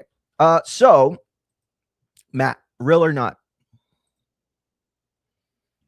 That I don't know. Because obviously, with the tools that we have at our hand, and just like Alex is bringing up now, anything can be made, using AI, using any kind of program. You can make up any kind of thing you want. People are making full-length movies with AI and actors. Although I did take it upon myself when I first got the message, like everybody else, and I sent it to myself and put it in my programs that I have, and it claims that it is not made with AI, but it can only confirm the one voice of Leonard Ellerbe. I don't know if you've given that a shot, Mario, but that's what both of my programs that I use told me. It doesn't seem like AI is being used, and only the voice of Leonard Ellerbe is heard. It doesn't know who the other voice is. So even AI doesn't know what the hell Al Heyman sounds like, and has never heard him speak or in person. Let's put that out there. So, my bad. My mic was muted. No, that's a very fair point to make. Why is this happening? What the fuck? Oh, there we go. We're like okay. a Brady Bunch now. I know. No. That's a very good point you made. I'm glad you made it. Let's see. Oh, I'll fix it like this. Nope, that's not gonna work. All right, well, never mind. We'll just do this. So, that's a very good point you made. I agree that this could definitely be AI. In fact, when I first heard it, okay, I've heard Al's voice twice in my life. The first time I heard it was a recording that got sent to us from one of our writers or videographers, and that was the first time we ever heard Al's voice altogether. And I can tell you that when I heard his voice the second time in person, I could remember it very well. I mean, not very well, but I could remember it. Like, I remember thinking, oh, that sounds like Al. That sounds like the guy, remember. That did not sound like the Al I remember. And yet at the same time, I have no real time I've ever spent with him talking, right? So I can't sit here and be like, oh, well, that doesn't sound like the 2 times that I heard Al. Obviously, you know what I mean? But at the same time, I don't know. I just let me say I've never heard Al before. And then I'm going to picture a Harvard educated black dude who deals with all the biggest finance people in the industry. And he's just going to be like, yeah, we going to bury that ass. Then we going to play the deuces on his grave. Nah, that don't sound like fucking the way I think Al would probably talk. But at the same time, old black men kind of got away with themselves. You know what I mean? Like old Mexican men will break into Tex-Mex where I'm from. Like even if they're like two like millionaires, they'll just all of a sudden bet on my way. Like, you know what I mean? So it's like maybe like old black dudes get together and they'll start like, you know what I mean? Chopping it up, code switching. All I'm saying is that I don't believe it fully. I don't believe it because I just don't believe Al would move that sloppy, dude. Like, who's recording your voice at that point? Like it's like, wait, Another no good person that needs proof, bro. exactly. Like, did the Watson twins sneak in and like plant a bug on their phone? Like, it just sounds crazy. Like the fact that 50 would even have that audio, right? And at the same time, you have to give credence to the fact that 50's gotten a bunch of shit that we're like, what the fuck? And it ended up being true, right? He did the P. Diddy thing. Not that long ago. He had all that info come to him. So I could believe somebody would go to him. I can't imagine who, because what would they gain out of it? Like, this gained nothing for no one except for 50. And he didn't really gain anything but a day or two of traction, right? This all goes away next weekend. But I think what is super important though, bro, is a lot like what Joseph is pointing out in the comments. Because when you go through the comments of 50 Cent's posts, right, you see a Gervonta Davis, you see a Andre Berto, and you see a lot of people who have done business with Al Heyman, kind of giving the reaction that is Al Heyman in that audio. And it's the fact that they're reacting that the way that they are, bro, kind of reaffirms to the point that it is real. Now, who would do this? I mean, that's hard to pinpoint a person specifically who this would be done to, but this is the boxing business, Mario. This was a business that was run by the mob at one point. Business like this, I'm not surprised that there's probably hidden audio everywhere that we don't know about. Oh yeah, no. I believe that too now. I do. And here's the thing, like I don't want to get like crazy into this because I know that you just tapped in your channel too, so I'm going to be careful. But there is a country, I'm not going to say it, but they rhyme with Pizzarel. No, I'm just kidding. I was like, I'm just going to fucking do it. No, but in all seriousness, I think over the last like couple decades, and I'm not just picking on Israel, obviously, we've seen that's how a lot of these like weirdo millionaire like shifty groups move. They create these, they become friends with you, right? And they saddle up to you, and then they record you doing horrific shit so they can have it on you forever. Like it's not a conspiracy. That's not something Scientology does. Exactly. Scientology, Israel. There's so many different places and people that exploit this method that I'm not going to be the one to be like, no, this couldn't be. No, not at all. Like, this is what they do in entertainment. Like, how many rappers do we have to come out to say that they were filmed doing gay shit and then held it over their head for years? How many times do we have to hear that before we realize that's exactly what these fucking sickos are doing, right? Yes. The worst, like, here's the thing. I don't want my niece to join ISIS ever. That would be the worst thing ever. But I'll be honest, I would feel better about her saying, hey, I'm going to go join ISIS than her saying, hey, I'm going to go try to become an actress in Hollywood. Like, literally, like, no, one of those is a guaranteed rape. Like, you know what I mean? And it should be the ISIS one. And I don't think it is. Like, I don't know. Maybe I'm just crashing out. Floyd will fight Iron Mike Tyson this year and hopefully find a way out of the Manny fight. They already said both of those fights are off, bro. Yeah, I heard the Mike fight off. That's what I heard. Yeah, they said both of those. Floyd is in. And Alex brought it up like he kind of is, put on a great poker face like nothing's wrong. But there's something going on, bro, somewhere. Bad. There's something going on. Somebody, there's money that went somewhere that wasn't there where it was not supposed to go. And it seems like it was split between Heyman, Mayweather, and at least Ellerby. Because Espinoza and Showtime have kind of faded into black around all this situation, haven't they? Because it's mainly just conversations around the business of the PBC, which would explain why Al Heyman kind of threw, what's his name? Oh, man. Blanking on his name. The ones that get with all the Cuban fighters. What's his name? Louis de Cubas. Louis de Cubas is kind of took in the main front of like, hey, I got to handle this. you just be the face of PBC for a minute and handle these fighters. So I don't know, but it seems super strange. But then, yeah, it sounds old. Also brought up, shout out to Joseph again in the comments, that 50 Cent has been reaching out to Floyd to be like, hey, I can help you. So Mario, is this simply an enemy of my enemy situation now? I can't imagine a worse situation, because I think it is, but I don't think you can act if you're Floyd, right?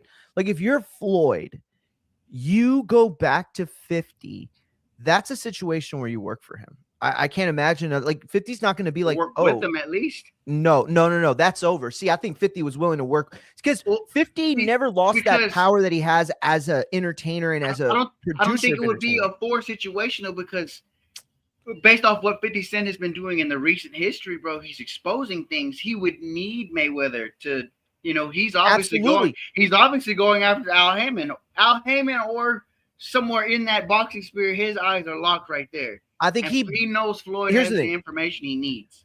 I think that if you're 50, you probably blame Ellerby and Heyman for what the causation of your deteriorated relationship with Floyd, right? But at the same time, if you're 50, the pain has to come from what Floyd did, because that was your friend, right? Al, those guys are business guys that are going to do what business guys do.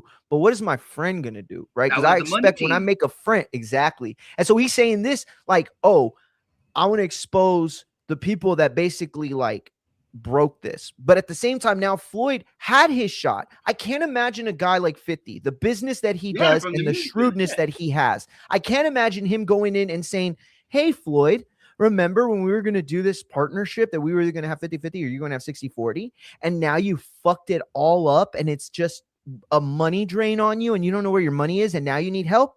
Okay, now we can do this, but it's going to be 60 on my side. Okay, man. So that because you need me now. I don't need you, Floyd. I don't give a fuck what you're doing. I got power. I could run power for the next fucking 30 years. I don't even think it's that, though. I think what do you think it is? It just, Floyd, I'm going to help you get this money that they fucked you over with, because they probably fucked 50 Cent too. I can't imagine they fucked 50 too, other than the partnership he was supposed to have. He was supposed to get some money, and then obviously the music business is as dirty as it is, where Al Heyman comes from, right? Who 50 Cent is not much of a friend of Jay-Z and Beyonce, who Al Heyman is associated with also. So very good point. You got to think too, bro. That's why I'm saying it's the enemy of my enemy. Like I know, like, hey, me and you were beefing, Mario, but me and you were cool at one point. Now we're going up against the establishment that we were supposed to come up with together. I have the power right now to help you. I get that. But see, this is what I'm saying. It's like, I can't ever vibe with that. Right. And that's what I was talking that shit about Hollywood. Right. Like, I'm not have no other choice. Shit. But this is what I'm trying to say, though. No, if we're assuming Floyd has no money, he needs 50. Sure. But that's what I'm trying to say is like, how bad does he need him? Because if I'm 50, I know that need. I recognize it. I'm going to take advantage of that. See, if you and me were going to start our own channel, right? And we had audio of Ness saying, yes, Mr. Hearn, I will love Matchroom and do everything for that million you're going to give me, which is not true. Obviously, that never happened. But let's just say it did, and we had the audio. Bro, I would never in a million years do that to Ness. Never. Right. Even if it meant that I was going to get the biggest show in the world and I was going to be making 6 figures a month. No, fuck that. I would never do that to Ness. I would never do it to you. I would never do it to Mex. I expect the same from y'all. Not because I've told y'all or said anything, because this is how I expect men work. I was raised like a man. I expect you were too. And I recognize it in you. So I'm going to hold you to it. See, but these dudes Mario, don't act like that. 50 Cent's not some fucking Mario, man. He gets played. Tell me the one entertainment. That's it. Money. That's it. Variable that you can't plug in is they're handling millions of dollars, hundreds of millions of dollars. Absolutely. Me and you could pretend to add that factor and try to keep our morals straight. But if me and you were handling $500 million fucking dollars in total and legal fees, and somebody's finna get fucked out of this, I'm pretty sure we do whatever it takes to not be the ones taking the fall. Yeah, no. Which is crazy. Sorry, that's just text me back. Real quick though, Did you make your Xander-Boots pick? Just for my crowd, real quick, we'll touch on it and we'll go right Yes, back to please. this conversation. Yes, go ahead, do it. I please. looked at the weigh-in because I didn't realize they were doing the weigh-in so early. They both look very great shape. They both seem very, very confident. I think for sure, if you're gonna make me pick a fighter, I think I'm gonna ride on the side of Xander Zayas. I think, and I'm leaning that at like a 1% difference, if anything, as close to even as you could possibly get, because it's the simple things like we talked about, Mario. This guy, Xander Zayas, is on the way up, unified champion. He's really testing himself. He's been wanting to make these fights. Boots Ennis, now that he has been a unified champion in a different way, he has a good couple wins under his belt, but his resume is equal to Xander, I would say. Granted, the Stenonius win and a couple other wins under his belt would raise more eyes just because the names. But if you look at Xander, he's been brought up the right way, built him up to this pace to where he can become full 154 pounder in the young peak of his early man body. Then you break it down to, okay, Boots Ennis has seemingly the better skill on tape. But in his last few fights, he's been losing that focus. And I've never liked that. Xander, I've seen stay focused and then eventually bite down to win the rounds.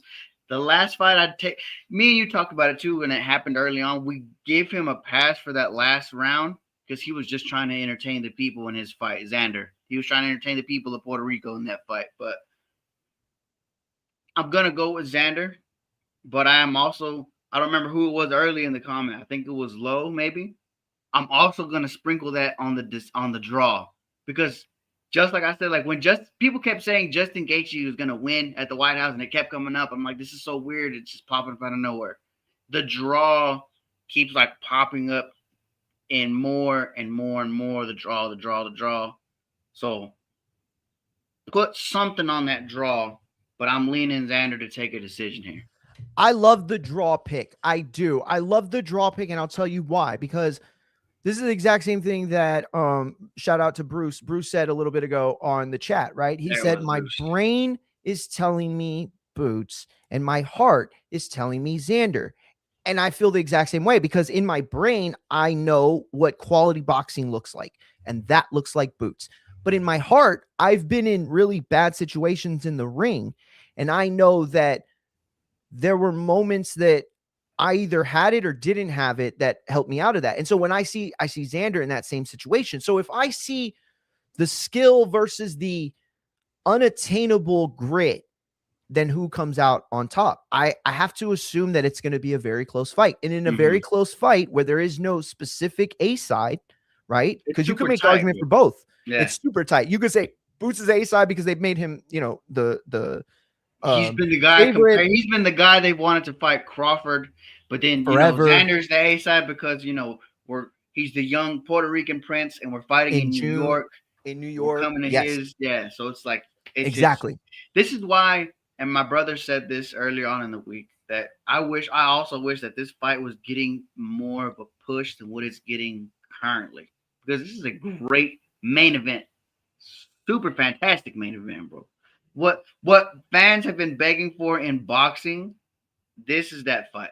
Two of the best in division fighting. I don't see how. I understand it should be the 1 and 2 that have to fight, but the 1 and 2 rankings of the Ring magazine, this should be for that ring title. Xander-Boots. It really should. It really should. In fact, there should be like a certain little rule that says if a fighter who's ranked 2 or 1 isn't making the fight, or their promoters are keeping them out, then we can, we can hold the right to, drop somebody out of that 1 and 2. Not only that, bro, like there should be a special circumstance if the lineal ring champion from the weight below comes up and fights the top 5, that it's at least eligible for the Ring magazine belt.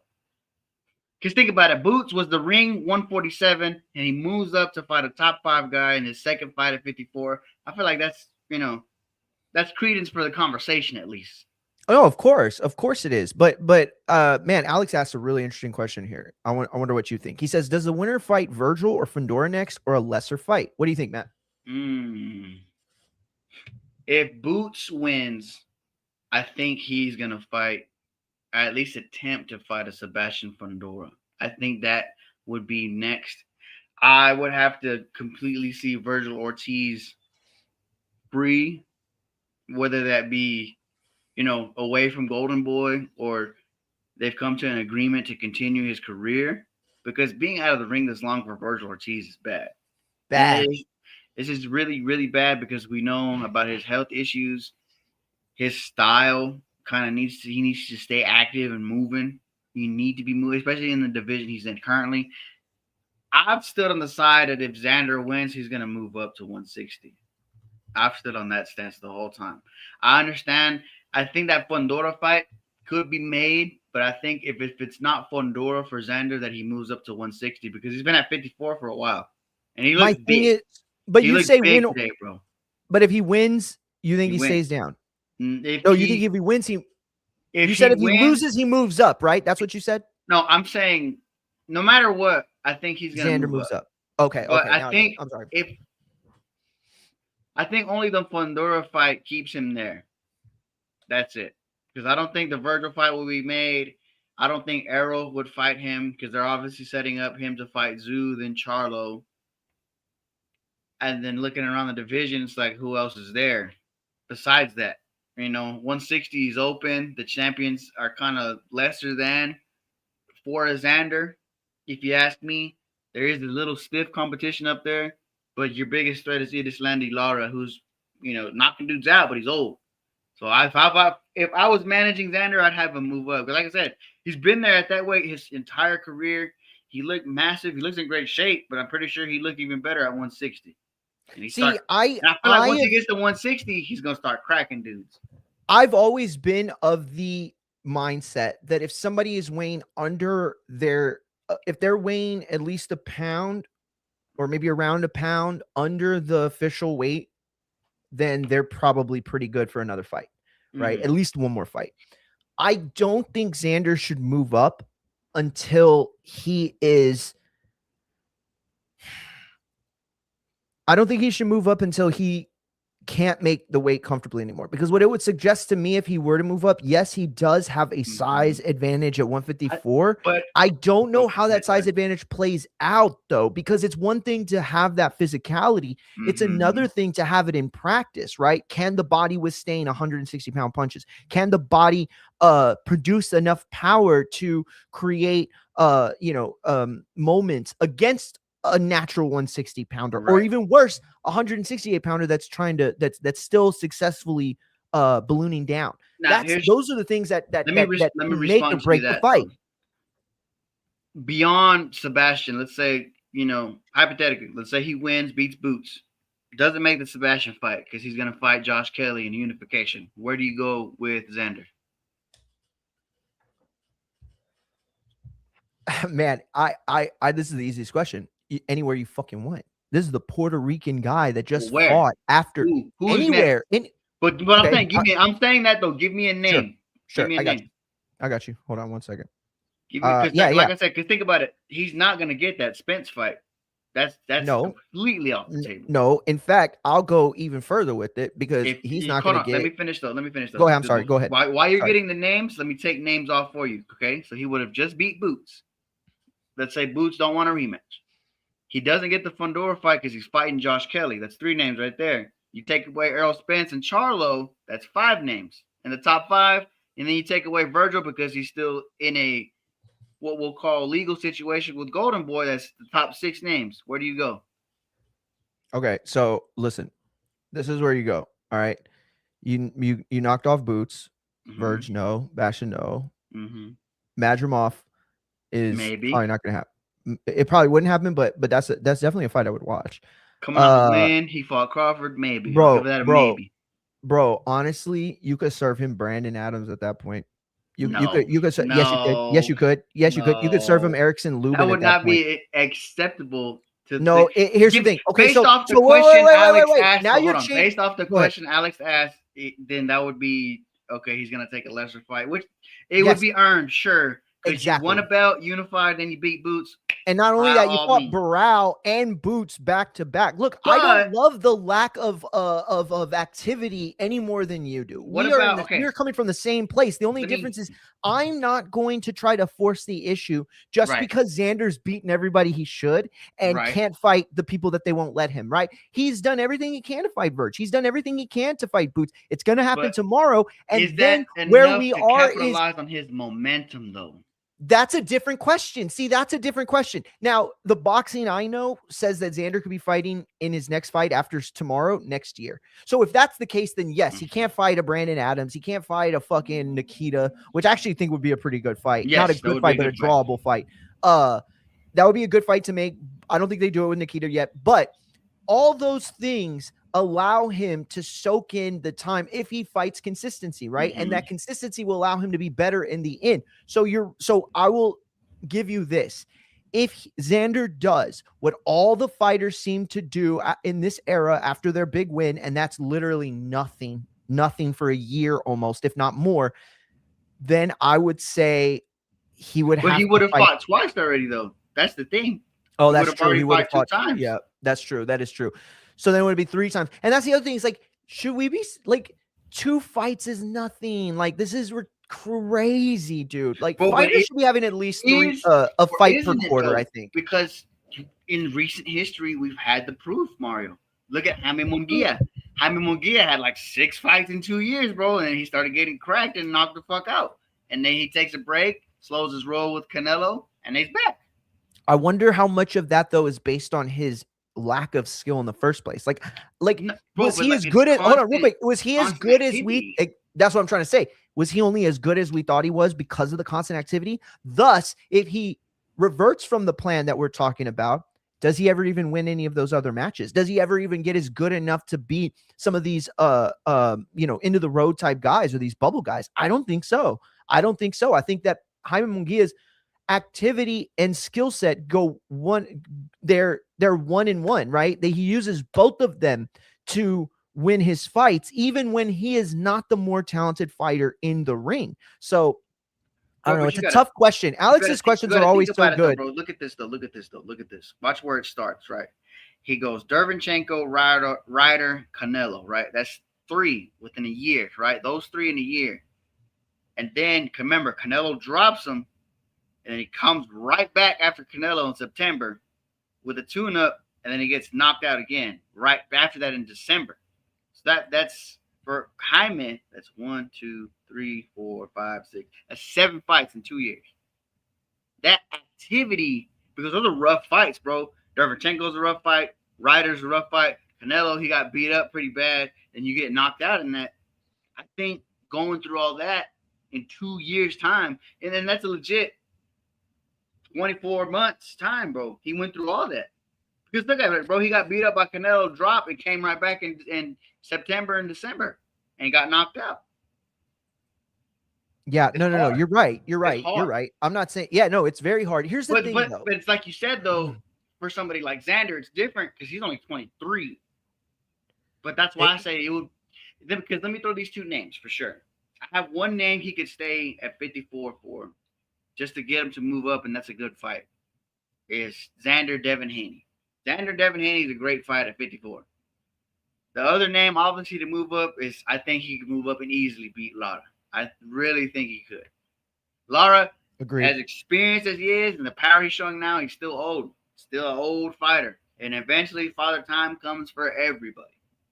Why not let Father Time select Xander Zayas? What do you think of those 2 fights?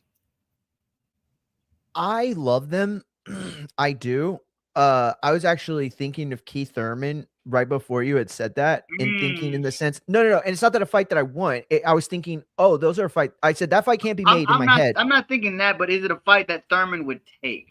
That exactly. That's what I was trying to say. It's like, it's a fight I think could happen because Thurman's in a position as a fighter professionally where he doesn't have the luxury to like pick and choose. Take whatever. Exactly.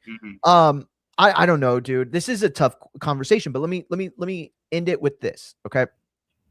Regardless of who's available after this fight, The good thing about this fight is that it produces a star. A star. It produces a true North Star, right? Somewhere where everybody can try to get to, right? Mm-hmm. So it's like boxing's at its most fun when when someone represents the hierarchy in the division, right? So like Canelo and everybody else was trying to get to Canelo, and boxing's even better when you have like a stacked division like 154 used to be, where you had like guys like Mel and you know all those other PBC names, right? And so it's either one or the other. But if you win this fight this weekend, specifically if you're Xander and you become the next Puerto Rican superstar guy, you don't need to do anything. You can wait till you're at middleweight. You can wait to get a big fight. Like, you're the guy. Now everybody has to come after you. It changes the optics of boxing. Here's the other part about it. If Boots wins, he verifies himself to a degree as that guy. So you know what I mean? It's a really tough one. He said, Mel. I think this is why I agreed with my brother in his conversation with you on your show. I'm gonna give me 2 minutes. Go for it. But yeah, I agreed with saying that it's better for boxing if Boots wins. I think it was what it was, because I agreed with that. If Boots wins, it pushes boxing further, confirming the star that people think Jerome Boots is, and making another top pound for pound fighter, giving him a unified championship in a second division, beating a young but top champion in this division. It's a great win for Boots. Very good win. And shout out to Alex and Joseph in the chat, as Alex asked, where does Josh Kelly play into all of this, or the Spence winner? And I do agree with Joseph in the comments. I think the play is for Spence to fight Charlo. You know, there's a storyline there, former stablemates. They've been going back and forth on Instagram, kind of calling each other out in the sense that, you know, there's no friends in boxing. And nothing makes if Errol Spence is to win this Zoo fight and a Jermell fight, nothing makes more sense than to allow him to move up to fight Canelo Alvarez and what would probably be both of their final fights in a big money draw at a stadium in Dallas. So there's no secret there. It would be a huge draw. Those guys' fan bases would bring the giant economy to wherever that fight is made. And I would presume, especially the way that Errol Spence has been talking, it doesn't seem like he's around for a long time. He's probably got a couple fights, 2 to 3, 4 at max. Canelo Alvarez is already speaking on his age. He's finishing up with Turki Al-Sheikh. He's looking for a couple of more big fights to make for the people. I think that Canelo Spence fight makes a ton of sense. A ton of sense. Because essentially they're, be the same thing. Yeah, 50K in Dallas is easy. That's easy business for both those guys. Yes, absolutely. I think they could do 50,000 easy. Errol Spence has been able to draw a crowd with a ton of fighters. He drew a great crowd with Ugas, drew a great crowd with Danny, even though it was the COVID era, but it was still a good sized crowd. And obviously Canelo Alvarez, the Mexican people will follow him wherever he lay his flag. Yeah, and that was teased for years. It always seemed like Mario, because I don't know if you remember some of those fights pre-Crawford, and especially with the way Spence was talking to Andre Ward, it seemed like the plan was he was either going to fight Crawford or fight Canelo and retire. It seemed like he was done no matter what was going to happen. It did feel that way. And here's the thing. You could say that there's some validity to it. If you look, guys like us, Matt, we're sickos, right? We know and remember everything all these guys posted. Right? You're not going to label me like those Wednesday marks that watch that show Dynamite. No. I'm saying you're exactly the same. No. I'm saying you're exactly the same as us. You're a sicko. We're all sickos. So us sickos, we are gross and we follow Spence's fucking family and Wilder's family. Mm-hmm. And if you go back to that time and you see who was posting what, it looked like he was gone. It looked like he was all but gone, right? In fact, I would even be willing to say that there was a moment in the will he, won't he, where it felt for sure he was gone. His kids were talking like it. Even when he would see other fighters. Do you remember that Crawford exchange when him and Spence saw each other? Yo, it was like, hey, good job coming back. Like it was even Crawford knew he was retiring. Pre-Crawford fight and even like pre-second. No, I know. But I I'm know, like, I know what you're there saying. was I'm saying points. though, afterwards gives you credence to believe what was being said before. That's what I'm trying to say. It's like, yes, it was after that, but what I'm trying to say is that the way he was moving after the Crawford fight made you consider The finish that point was that right narrative there. was Yeah. exactly. So that's because when I heard that interview with Ward, it made more sense, right? Especially because like I said, pre-second crash, where he was, remember, it was like a Virgil Ortiz fight somewhere. I think it was when he fought the first time in the Dickies Arena, and they interviewed Spence, and he was like, yeah, they were talking about the Crawford fight, and he was like, yeah, but I could move up and fight Canelo too. I can make 68, no problem. And I was like, why did he randomly say he would move up 2 divisions? And then Exactly. you look at Canelo, and they brought it up to him, and it was like, well, I mean, it's like we were telling Alex just a second ago, Mario, if they do that fight in Cowboy Stadium, that makes a lot of money. That makes That's why I wanted to ask lot of money. Alex. When you say Canelo my ass, do you mean because he won't fight Spence, or do you mean that's not a big fight? I don't think you're saying that's not a big fight, right? Because that's a huge fight in Yes. Texas. I mean, But it's a like huge fight anywhere, but it's a huge fight in It's Texas. like you said though, it confirms whether it was Crawford or Canelo. That was it.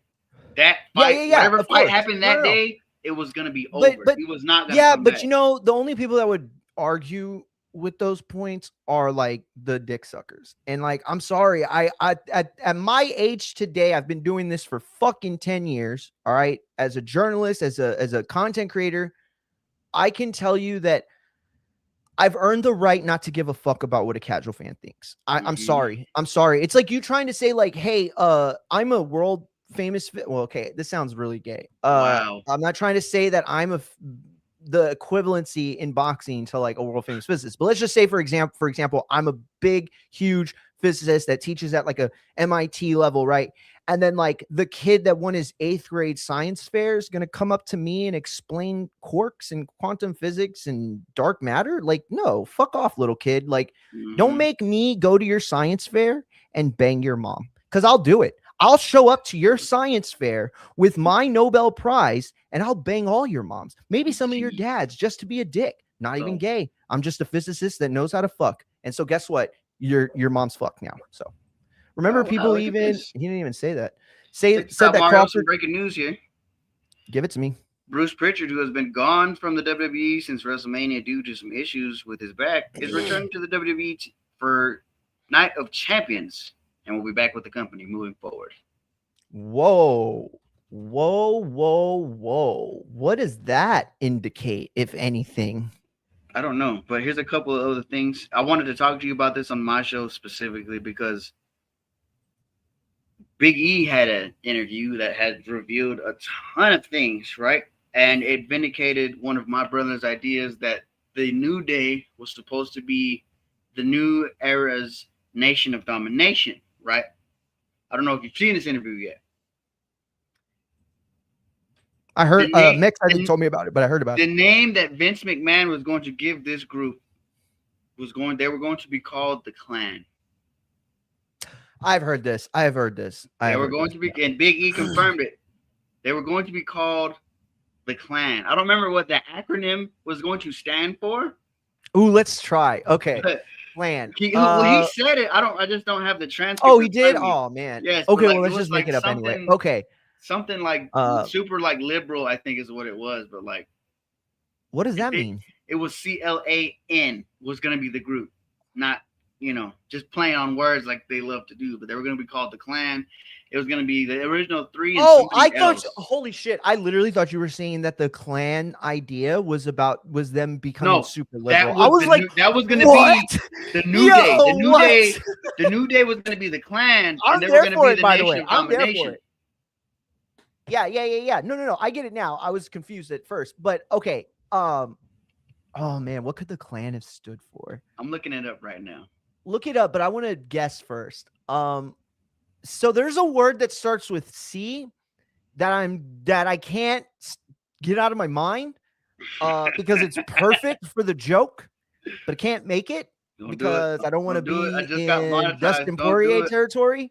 Yeah. No.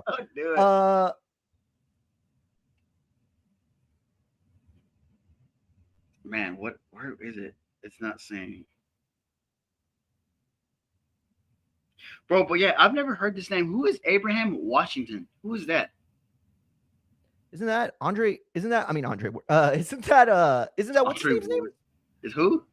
Let me see. Andre Washington? Yeah. The original group was going to be those three: Andre Washington and Byron Saxton, and they were going to. I thought Andre Washington was the name of was the real name of what's his name? Fuck. Damn, I can't. It's like I'm seeing the moment. Okay, hold on.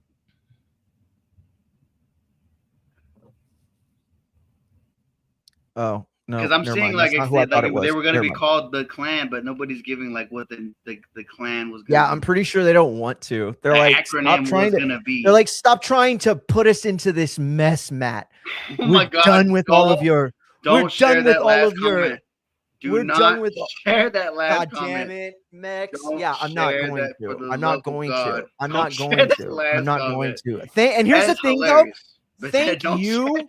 No, Matt, thank you for reading it first, because I swear to Christ, I am the living embodiment of what's the guy's name from Anchorman? The one that Will Ferrell plays? What's his name? Oh, Ron Burgundy. Yes. I am the living embodiment of Ron Burgundy. Okay. I'm the living embodiment of Ron Burgundy. I will read anything that is posted. And here's the reason why. Because I used to work for the Boxing Voice. We'd get chats all the time, right? We were constantly getting chats, and then we'd get super chats, right? So for me, in a position where only several people chat often, and then like a handful of people chat every now and then, I am in a position where I'm constantly relying on the chat and on the callers and on you as a co-host to drive the episode's narrative and theme, right? So I'll just like, I would have easily put that. I'm just telling you that right now. There, if you wouldn't have said anything, that would have gone up. I would have read half of it and then been like, yikes, I fucked this one up. It's not a valid fight. Hamza Shiraz is lined up for Canelo, but I wouldn't say that he's lined up for Canelo. Okay, wait, maybe you are right. That is okay. You're right. No, I would say wrong. He was lined up at one point. I would say Canelo at one point was lined up for Shiraz, meaning that Shiraz's team, which can we include Turkey in that? Because I think we can by now. Wanted that fight badly. That doesn't mean Canelo wanted that fight, nor does it mean Canelo would have ever taken that fight. Although I think he would have. Fight, but obviously he just chose in Billy. That was the fight. They gave Canelo two options, and he was like, that one. I don't know if it was that simple. I'm not going to say it was that simple. I mean, can't imagine. But if it's a deal with Turkey. No, because you're thinking about Turkey in the sense of him being like the marquee is saying, oh, I want to make this toy fight this toy. But no, you have to think of Shiraz in the sense of him catering to him. That was his boy. They were trying to raise that profile in a way that he hasn't done to any other fighters. Exactly. He's getting his guys to fight, bro. He's been. I was about to say it, dude. I was about to say it again. Jesus Christ. Yeah, okay, don't do it. Canelo's got 3 left max, and they're going to be soft touches after he grabs a belt. Yeah, I'd probably agree with that. What the fuck? I thought we were guessing. We were guessing. We were guessing. Maybe some of those chat guesses should be left for the private chat between us. Hamza ain't producing more money for Canelo, and it's not bigger than Spence. It doesn't have to be bigger than Spence, though, because if Spence has his own sort of trajectory that doesn't need Canelo anymore, right? Then you don't have to, because I get what Mex is saying here, right? But we have to understand that we're in an era now with Canelo and with Spence that is so different than it was 5 years ago. So it's like the idea that is like somehow you have to pick, like somehow Canelo would get the opportunity to pick between Spence and Shiraz is like, I don't think that's ridiculous, right? You have a plan, the fight before the fight, okay? And that's Canelo. That's the way that he's been managed for the last 10 years. That's the way he's wanted his career to go, right? And it's the smartest way. Listen, we might have seen the last official cash cow in Canelo if Zuffa gets its way. If Zuffa, Dana White can be successful at what they want to do, and here's the kicker, they can be unsuccessful and still manage to change the game and the landscape forever. Breaking news, Monday, July 6th, Chicago, the return from vacation he said he wouldn't take. SummerSlam build getting going. Oh, I guess that means Punk's back. Oh, I thought he was talking about the Pritchard shit. No. Yeah. Thank God Bruce Pritchard's fucking back. Yeah. Mario, I found the name. My I bad. found the name. Yeah. Citizens Liberation of All Nations is what they were going to be called. So is that again? Citizens. Citizens Liberation of All Nations. Oh, that liberation part's not good. But you can call them. So many people don't call them clan for short. That's crazy work. That's crazy bro. work. Listen, hey, but that's such a Vince idea, though, bro. Is it not? Of course, yeah. No, no, dude. I didn't. Did you hear me? Did you hear me one time? Did you hear me one time be like, no, there's no way. No. I'm saying not at all. I fully believe this. Like, there's no part of me. Big E like that too, because like. Oh yeah. No, I don't need any sources here. Big E, nobody has to provide a source. Yeah. And then he was like, and then he told us we were going to be called the Clan, and I was like, yeah, that's where he lost Big E, right? Fucking. Yo, can I say something? Can I say something that I know that people aren't gonna like? That I know Alex isn't gonna like. I think that's a statement of Vince's separation from the people and because like. You talk about like Triple H, is being talked about a lot right now because Cody had said he has the hardest job in the world. Nobody could do it better. And after he was done dick sucking him on Ariel, what happened was people started going after Triple H, right? And they're talking all this shit. And it's like, you can say the things you want to say about Triple H and like, but the truth is it's gotten worse, right? And same thing with Vince. Same thing with Eric Bischoff. Same thing with what's his name that's working with the Insane Clown Posse now. Nice. Russo, right? Everybody goes down. Creative goes down. Why don't you take a look at American writing and filmmaking? Every single thing goes down. Scream's not as good as it used to be. Star Wars is not as good as it used to be. Marvel's not as good as it used to be. Everything gets old. Ideas run out. Okay. So is it ideas run out or people don't like new ideas like they claim?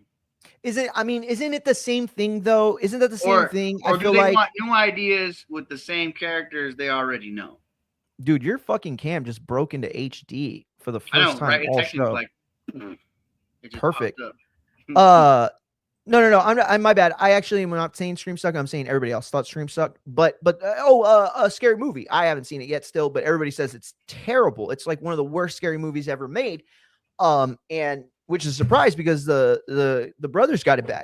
I think, but those are like those cult classics. Wayne's brothers got it back. Like they're making movies for fans of that group of thing, whatever you like, bro. You know what I mean? It's like when rappers like get to that point where they're just making music for their own fans, and everybody else says it sucks because it's not for you anymore. At that point, I think that's what it is. Well, but see, because Scream is one of those franchises that should have stopped way long ago. They lost the plot a long time ago. Sure.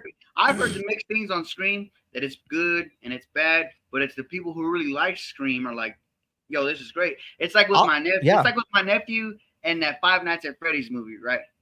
I know that movie and what's going on because I played the game in high school when it came out, and he's playing the game now, right? But everybody else, if you're just going to watch it as a scary movie, it makes no fucking sense because you don't know what's going on. And they're only I thought it makes sense. I liked it. I never played the video game, and I loved it. I love the first one. They're only talking to the people that know what's going on. It's the same thing with Scream. If you know what's going on, they're talking to you. And are you trying to make the argument that it's okay for wrestling or WWE not to do the same? Kinda.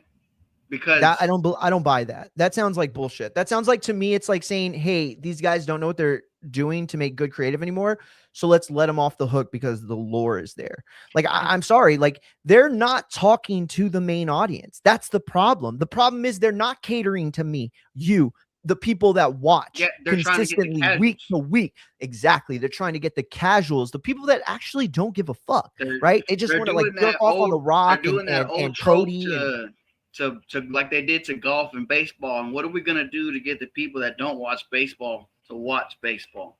And you're gonna scare off the people that are already watching baseball. So yo, Alex and Mex are having a solid debate in the chat. Alex has been showing up for the smoke like every day. Hell yeah, bro. Alex, yo, I'm telling you, Alex is a brother. Cowboy, we got a double dog. feature. Don't forget that, ladies and gentlemen.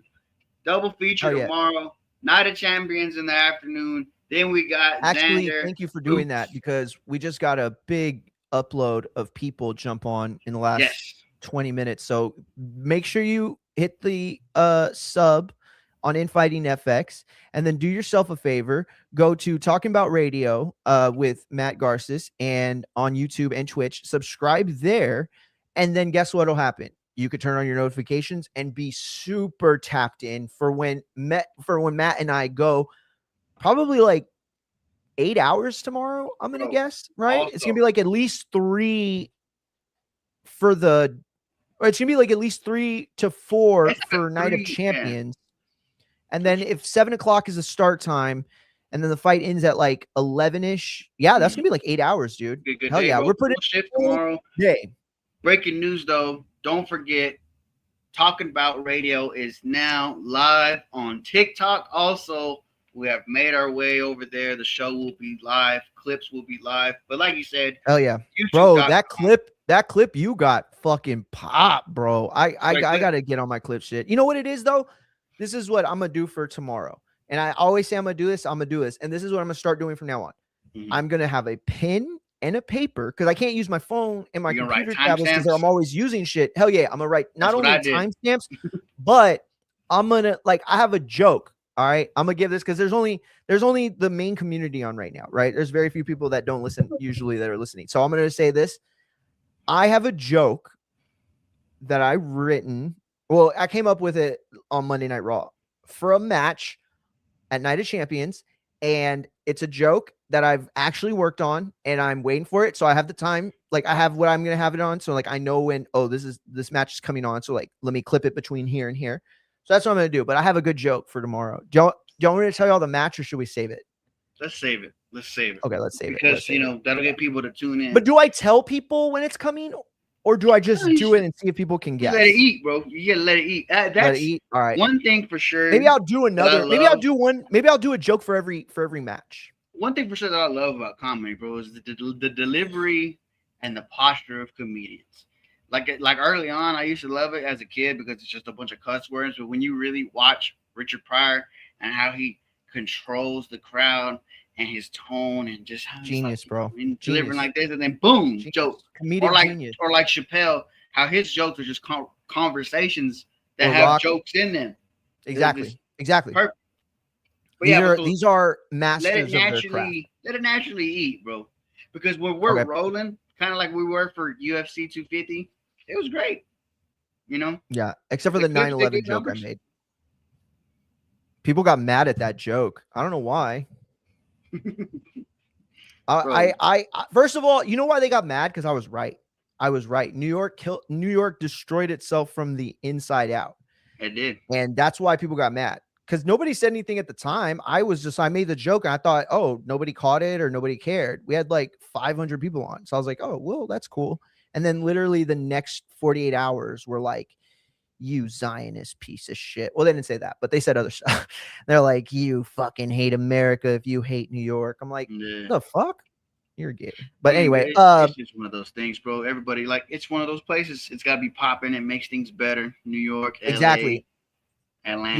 Yeah, E250 with Mario forgetting he was on the show, and the dead air from Matt and Justin was class. What are you talking about? We were on for like 5 hours. When's the last time, Mex, you've watched a watch along? He's just hating, bro. Because I know because we did good numbers. Also, where was he? Where was he to provide the dead air space? Because I don't know. Because he should be working on his set. Yeah, you want to talk about dead air? Look at his reaction to the. You know what? That's what I'm gonna do.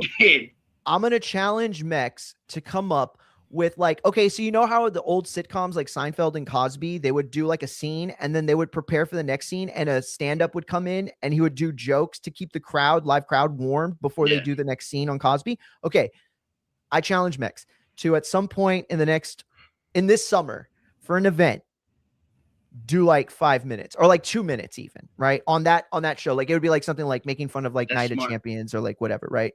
Go do that. You didn't lie, but we should just have him make commercials. That's what we should do. Oh, that would be perfect with Joe. Yes, just have him he can roast me all he wants. We should no, yeah. That's what we should do, bro. We should just have him make skits, and we'll just play it in the blank. No, you know what would actually get viewers if he were to just roast and troll us. Like, let's say he clipped this part right now, and I'm like, yeah, and I think Canelo, And it's like, you know what I mean? Just like random shit, like shit coming out of my mouth. Like, let me tell you how this is Like going to he just break down. commentates I the know commentary. exactly. Yeah. No. It'd be like, I know exactly how Xander and Boots is going to go. It's going to go. And then he's got like AI shit coming, spraying from my mouth, blah, blah, blah, like something like that. That would Well, do. Mario said he good was numbers. listening to us talk, though. That's different. Mario sounding like he was Mom Donnie poster on his wall with that joke. Nah, I'm playing. I know Mario thinks Mom Donnie is a clown. I don't think he's a clown. I think he is not. I think he's missing the plot in a lot of ways. But yeah, I don't think he's a clown. I mean, whatever. I think all politicians are clowns. Never mind. Yes, you're right. Mario himself admitted he zoned out and forgot he was on the stream. And these other two know I was texting them constantly telling them to speak. First of all, I didn't forget I was on stream. I was having chat issues. Like I couldn't transfer it, right? And then the other thing is I said I forgot I was already live because I had the mic on and then I said something inappropriate. So that's more of like, oops, I fucked up, as opposed to like, oops, I forgot I was on completely. Because I even had the fucking headphones on. Like, how would I have forgotten? Goddamn, Mario, he gave you a lifeline and you wouldn't take it. Mom Donnie is definitely a clown. Yeah, he's a clown. Has a chance to redeem himself because we're going to have fresh clips this weekend. Like I said, Night of Champions in the early afternoon tomorrow. Then we have the big card. Who's the co? Did they say Whitaker or Emiliano's the co-main? So when they first did the card, I got the press release, and the way they lined it up isn't always the way it goes, but it is often a very like close, you know what I mean? And they had Emiliano second the whole time. Okay. And then I got the press release from this week, and they had Whitaker in the co-spot, not as co-main event, but he was. So you've covered stuff, you know how like, or you've gone to other stuff, you know how like they have segments for the fighters, and those segments go from the bottom of the card to the top, right? So Whitaker was given co-main event status as it relates to media day training and things like that. Where they segment. I'm blanking on the word, but I know what you're talking about. Yeah, so it's like they have the media run, and then they have the press release interviews. Co-feature at the weigh-in. No. Oh, did he? Yeah. Oh, yes, he's right. They had Ben Whitaker third. That's why I was going to go with this. They had Ben Whitaker third to the end at the weigh-ins today. So if I had to bet, I would say Emiliano. Because that's where I really want to jump in tomorrow. With Emiliano? The Whitaker fight. Now the Whitaker fight. Then Emiliano. Because people keep telling me that Whitaker is on upset alert, and I don't believe it. Yeah, I heard you say that this week. You think so? Or no? I don't think so. People are warning me about it, and I'm like, I think you guys are trying to go. They're trying to just reach and capitalize off of a Gaethje pick, but I'm like, I don't know. I can see because Popeye's a hell of a fighter, but I feel like Whitaker is just gonna be too much for him at some point, bro. I don't know. Yo, you seen him show up to the weigh-in with the Popeye pipe and the fucking sailor hat? Yo, that shit was fucking perfect. I just want fighters to have a personality. You know what I mean? Listen, it's nice when that personality is backed up by a badass fighter in the ring, but it doesn't have to be all the time. Remember when, what's his name? The guy who we all thought was going to be a badass heavyweight and he sucked, came dressed as Chucky and he had the Chucky doll with him. Yo, that was fucking cool, dude. Right. Blair Cobbs is one of the worst welterweights and junior welterweights in the 2020s, and yet he's more well-known than like 90% of the welterweights in this era. Bro, so it's like, nothing recently beats Stephen Fulton's Timbs and fucking starch jorts, bro. When remember that one? That was great. Yeah. When he had the Tim boots and he had the jean shorts, that looked dope. That was fire. That was fire, bro. I'll tell you right now, I want to go back to that, right? See, I feel like Dana White just fucked up the game so bad with that shitty Reebok deal, because I'm from the era when Pacquiao had flames on his shorts, the no fears. You know what I mean? Like I'm from the era, bro. And by the way, we had talked about this the other day. I rented it. I haven't watched it yet, but I rented the Prince Nassim movie. I'm looking at that movie and I see him and I'm like, damn, what happened to boxing, bro? What happened to boxing? Boxing used to be like, to a degree, like Street Fighter. Bro. Like there was character, there were colors, there were AB wrapped himself out. No fucking boxer is gonna ever wrap themselves out again. Dude, that's the life, that's the That's the I need that documentary, line we're bro. on. I need that documentary of point. boxing picking up right when Tyson moved to Showtime, then forward. Because, and I don't want like the history of boxing. I want like the business of boxing side of it, the dealing with the networks, the fighters, the contracts, the new management.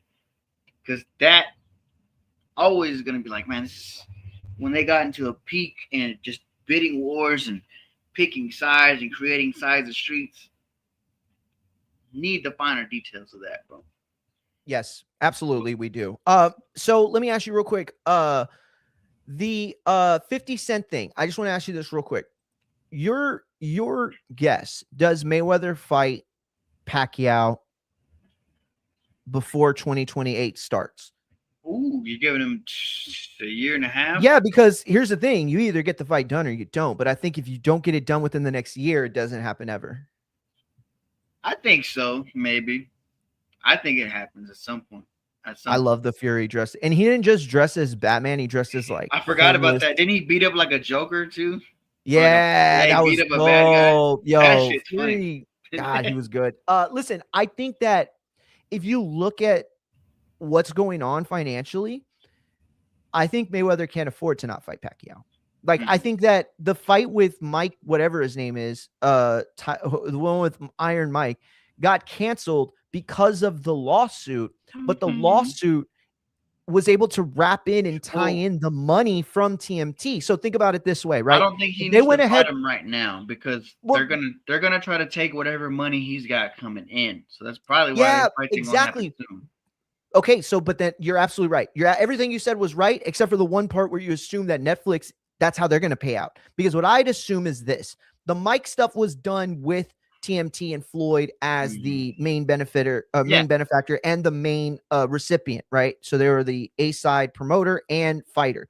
Okay, all that money is getting garnished, right? There's not a chance you don't get that money back. However, with the Netflix deal, you can circumvent that kind of payment and thus withdraw from your check by doing exactly what PBC already had done with Al Heyman and with Ellerby and with the Watsons. So at the end of the day, the problem Floyd got himself in was in his mind, is that he let people control money that he thinks belongs to him. And yet at the same time, those people performed a service that allowed Floyd to skirt paying certain taxes. At the end of the day, bro, he did almost what Mike Tyson did, bro, and he trusted the wrong people at the end of the day. They didn't have the benefit of him in their mind. Did he though? Did he? Or yeah, bro, because it's the same situation. Think about it, bro. It's the same situation minus the drugs, bro. It's not though. It's but it not. is, bro. Because think about it. If it's true that they're just telling him to spend all this money, they got this stuff covered, and that money never arrived from here to there. I believe that, Alex. That's fuckery, bro. He trusted those people. That's why he left with those people. No. This is what. Okay, so you're right. That is fuckery. But this is not fuckery, and this could very well be where Floyd's at. Let's say 100 million was made on all the PBC fights, right? Obviously, that's not the case, but let's just say that 100 million so we can do it evenly. Okay, so Floyd, as in his mind, a partner of PBC, though never on paper as a partner of PBC, expected a certain split. So if his split was, let's say, like 40% of the main revenue as it related to his fight, he expected a quarter cut, right? Which is something that you'd get for a partner. So 20 to 30%, right? And I don't know shit about contract law. Don't listen to me. But at the end of the day, that would have allowed him to get paid, circumvent certain taxes, right? Take advantage of all the loopholes that PBC and Al Heyman have done for years and made, fighters and entertainers millionaires. And then when it comes time to you retire and you move on and you're spending money in the exact same way you were when it was coming in tenfold, now you're at a point where you're saying, wait, where's my other 30%? Maybe the money's not running out, but it's certainly you're not able to spend the way you were. I know Alex will tell us that, he won't believe that Floyd's broke until he comes out and says it, but I'm not saying he's broke. I'm saying he's not, somebody or he himself is seeing that the money coming in is way lower than the money going out. And he knows that that can't be sustained. On top of that, something happened with this money, like you're saying, it went to the wrong place or it went to the wrong person, and the taxes fell on Floyd. So now he's in a position where he's saying, I'm being sued for this $400 million, and Yes. I have not gotten my quarter cut of the $100 million that we made with PBC. So you again look at it. The only thing that we know from this whole story is Floyd needs money. Floyd needs money. I'm not saying he needs it because he's broke, right, Alex? I'm not saying that. I'm saying he needs it because he's showing his hand. Suing the way he did, coming out the way he did, doing all these things, 50 Cent using this video, which may or may not be AI, all of this points to a narrative that Floyd is needing to make money or wanting to make money for whatever reason. I don't think all of this can just be coincidence. Do you I think really he knocked don't. over a domino he wasn't ready for? Maybe, and it might be that jeweler. He might have thought all the jewelers in the world suck my dick. I'm Floyd Mayweather. Well, I not walk even that. in, and Not if even I that. don't Like pay the bill, suing, and somebody when called he him on it. sued Espinoza and Showtime, did he do something he knew he wasn't supposed to do? If what you just said is correct, he didn't learn it until afterwards. He didn't learn it until after he'd already started the domino process, right? And now it's like halfway down, and he's like, oh shit, I fucked up, and I can't stop it from hitting where it's inevitably going to hit. All I know is that Floyd Mayweather is in more financial peril on government forms across from overseas to the United States. He's being sued for more money now than he ever has been. And the government of the US is back in the picture. To what degree, I don't know. I'm not saying he's being audited. I don't know. All I know is somebody's calling that count, and he can't pay it, and he can't not pay it, right? Hey, and some of these are assumptions for me, but I think they're safe assumptions. Hey, Mario, going back to 50 Cent real quick, though. He said, give me my 20 years to keep my GOAT status. I think it was, what's that YouTube channel? Is it Fight Hub or Fight Hype? The one that was real big around Floyd when he was active. Was it Hype? Oh, yeah, Fight Hype, yeah. How they were saying. No, I'm just kidding. They were pretty much saying where 50 Cent got the audio from. And I want to know, when did that audio take place?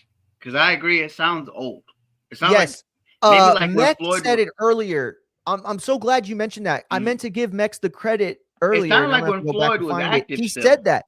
No, he said it. He said, this has to be old audio. Let me try to find it. He said something like, this has to be old audio because, oh God, I just saw his other one that we didn't post. Because, oh, what did he say? Oh, because of the PBC stuff. Because see, and that's what I was going with, the whole we're nerds and we're sickos because we watch and remember all the stuff, right? And Mex has got my brother's memory just like fucking implanted. And he's saying that the only way that they would have brought up that PBC stuff is when the comments came up, and those comments are like over 5 years old, at least. Yeah, it's old. So it's like, this is an old convo. And at the same time, you wonder if they already buried him. So many people were like being so gay online, right? I'm actually going to show one.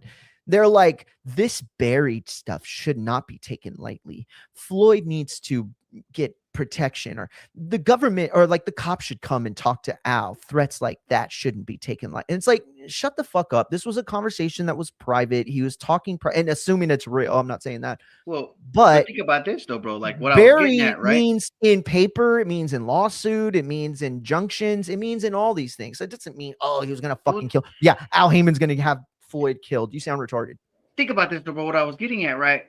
That kind of like narrows down where this audio came from. Is if somebody from Fight Hype was magically there the same day Ellerby and Al Heyman are around, it has to be. Well, that was a phone call, though. Was it? Was it a phone call? Or was it older era audio technology, bro? That wasn't as clean as it used to be. How old, as it is bro? now. Because it sounded. Yeah, but the two voices sounded different kinds of muffled. Think about it, bro. The audio on an iPhone 16 isn't the same as the audio on the iPhone 10 or the iPhone and the X and the XR, bro. That's what I'm saying. It could be like, I left this right under here, in this room Nah. and it's under a bag. I'll It's tell you multiple? why. I'll tell you why that's not the case, because I think you can. And we'll go back and listen. My bad. You But could then again, at the clearly same hear a time, like, distinction. how do you get this You phone can hear a call? Who has distinction it? between the qual. That's what I was saying. You could hear the distinction in quality between Ellerby's side of it and Al Heyman's side of it. It sounded like to me and again, I don't have a lot of experience, but I have recorded phone calls in the years as a journalist. What I can tell you is listening to audios played back, it sounded like whatever was being recorded from Ellerby's side. Whether that was an app that records the call, whether that was a bug that was on his phone, who the fuck knows? But how the fuck do they get access to that and then get access to be able to draw it from? Because as far as I'm concerned, or as far as I know, there's no technology that allows you to straight up record a phone even in call the late teens, in a third party. Like that's FBI shit. We don't have access to that. Yeah, because it had to be third party, because even in the late teens, you could only record your side of the conversation. So it's like, oh yeah. What did he do to get out? I think if it would have happened, I think between 2016 and 2020 is the most likely that phone call would have taken place. What did he do to get outside of the conversation? And then who from Fight Hype had that conversation? Who from Fight Hype or used to be with Fight Hype has that conversation? Here's the thing, though. I think if Fight Hype had it, they wouldn't have put it out. It wouldn't have gotten leaked. I think Fight Hub they're claiming it's somebody that used to work for them. Oh, okay. Well, so I'm saying, like at the time, who was there? Who else was there that had that much access to Leonard Ellerby, where they could get phone calls with Al Heyman? Yo, and this is the point I was making. Mex said it so well right here. They absolutely already buried him outside of Tank Ryan, where Tank had to bring Ellerby out. When's the last time we saw him? He's right, dude. Listen, and he's saying Floyd never fought for PBC. Technically and on paper, yes, you're right. However, if you ask Floyd, right, he was PBC. He is PBC. He's owner of PBC. Like how they claim that last Netflix ring event as a Zuffa card. Exactly. And by the way, listen to this, right? Listen to this. You can say, okay, like there's this idea in physics that we have, that we come from a parallel universe, right? Or that not we come from, but there are parallel universes, right? The existence is so vast and space is so large that literally there are infinite numbers of you and me, and there are infinite numbers of us two right now doing this exact show. And in one of them you're dressed like a clown, and one of them I'm Asian, and you know what I mean? Like it's just all different all the time, whatever. I believe that, but I also believe, or it's not that I believe it. I think that could be a possibility, but I also believe that we live in a multi-universe world, right? Like my life as a Hispanic dude in Texas would be so much different written compared to yours, even though we share so much background, right? It's different. So when I look at multiple universes, I'm looking at Floyd's has his own universe that he lived in here, and it's different from all of ours, right? It's so different. So in Floyd's universe that he's experienced, he was a part owner of PBC. Yeah, he never fought under PBC because he was the owner, right?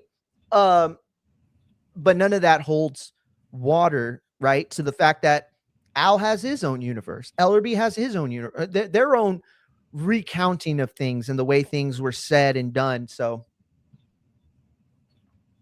I mean, I like that timeline though. Ron G took over Fight Hype? Yeah, you know that? I knew he was the main guy there. He's running Fight Hype, the whole site. He's taking it over, to my knowledge, bro. But you look at that timeline, right? With what you're saying and what Joseph's saying, crazy. That Broner Pacquiao time right there in that time frame, that matches up, blends perfectly, because that's right around. Floyd's gone, right? At that point, it's been gone, right? And he's disassociating with the PBC. Him and Ellerby are starting to separate. It would be incredibly inappropriate and bad faith of us to go through this timeline and say these are definitive things that happen that make XYZ true. However, coming from a point where we're just trying to figure out where all this is, all those are things that tie into the what now we'll call the official non-official narrative of Floyd thought he was full partners with people, and when he was telling Connor he had bosses the whole time, Floyd had bosses. Didn't Yes. even know it. Like, who's dumber? Connor for having a boss that he's well aware of, or Floyd for claiming to not have bosses because he doesn't realize he does have bosses? Floyd's a dumbass, if you ask me, to be in that position. If you want to come out now and say this stuff, you're putting yourself in a very, very tough, awkward position that makes you look like a bad businessman, a bad promoter, right? Bad with money. Mex said this the other day on the show. He said Moten needs to get the fuck away from that guy. And he does. You might want to Absolutely distance does. yourself from all of this. Get away from all of it. Go. I would. Even I if would you right gotta away. Go to like a Misfits Pro, bro. Just get away from it. Mex, can you text possible. Ron? Can you text Ron and see if he'll give if he's cool with you giving me his number? We were messaging on DMs, but I'm assuming he checks his DMs as often as I do, which isn't very often. But I had asked him to come on the show, and so that's where we had left it. But I just feel like we'd probably talk faster if we have his number. I'm assuming this isn't his number anymore. So Mario, before we wrap up here, let me ask you this to put a ball in the situation. I'm not going to ask you how do you think it ends because it's tricky to say how it ends, but do you think, first part, do you think Mayweather and 50 Cent work together? And if they do you think Mayweather does a tell-all of some kind and just spills the beans on the inner workings of the PBC? Or even reveals business about Al Heyman? Do you think he does that far to just reveal something about Al Heyman? What do you think? I don't think he would. The only reason I don't think he would is it would open himself up to charges of or claims of either libelous or exposing info. Like when you have contracts with people, especially someone that understands contract law to the degree of an Al Heyman, it's not necessarily like non-disclosure clauses, but there are aspects of this info that you can't give out because it's all I can't remember the word, but basically like the way Al does business is perpetuatory, I think is the word. Perpetual. I forget what the word is, but basically it's specific to his business model, right? Giving out key details or certain aspects of his fighter contracts and or PBC and or network deals is likely a huge breach in that kind of. It would be like if you worked at McDonald's and then you were like fired or disgruntled and then you gave out the McDonald's sauce. Like you can't do it, right? Or the Coca-Cola president gets fired, right? Or CEO, and then he goes and gives out the Coca-Cola recipe. That's not going to happen. It can't happen. I mean, it could happen, but you're going to get your ass sued really bad. So Floyd could try to muddy the waters for PBC and or Alan Ellerby, but in doing so may only really cause very short and long-term problems for himself. Because you still got to have a company that's going to you still got to have a law enforcement and or prosecution or jurisdiction for all this. Like Floyd goes and says all this shit, and what about it? Who cares? Like, who's going to do anything about it? You know what I'm saying? Like, is the government going to come in and be like, oh, this sounds bad. Let me re-say it then. Do you think, not even a tell-all, let's talk about this. Would he take it to an arbitration to a point where he thinks that they wouldn't want to talk about what happens in the business side of it? What does what do they call Al Heyman? He's not their manager or the promoter. He's their advisor. Okay, what does that role fully entail? Is he getting paid anything? Is he controlling their money of any way or kind? How many fighters is he doing that for? No, you're right. I'm working on a video actually on the Eddie Dana stuff. I think I mentioned it earlier this week. And it is prevalent to this in the sense that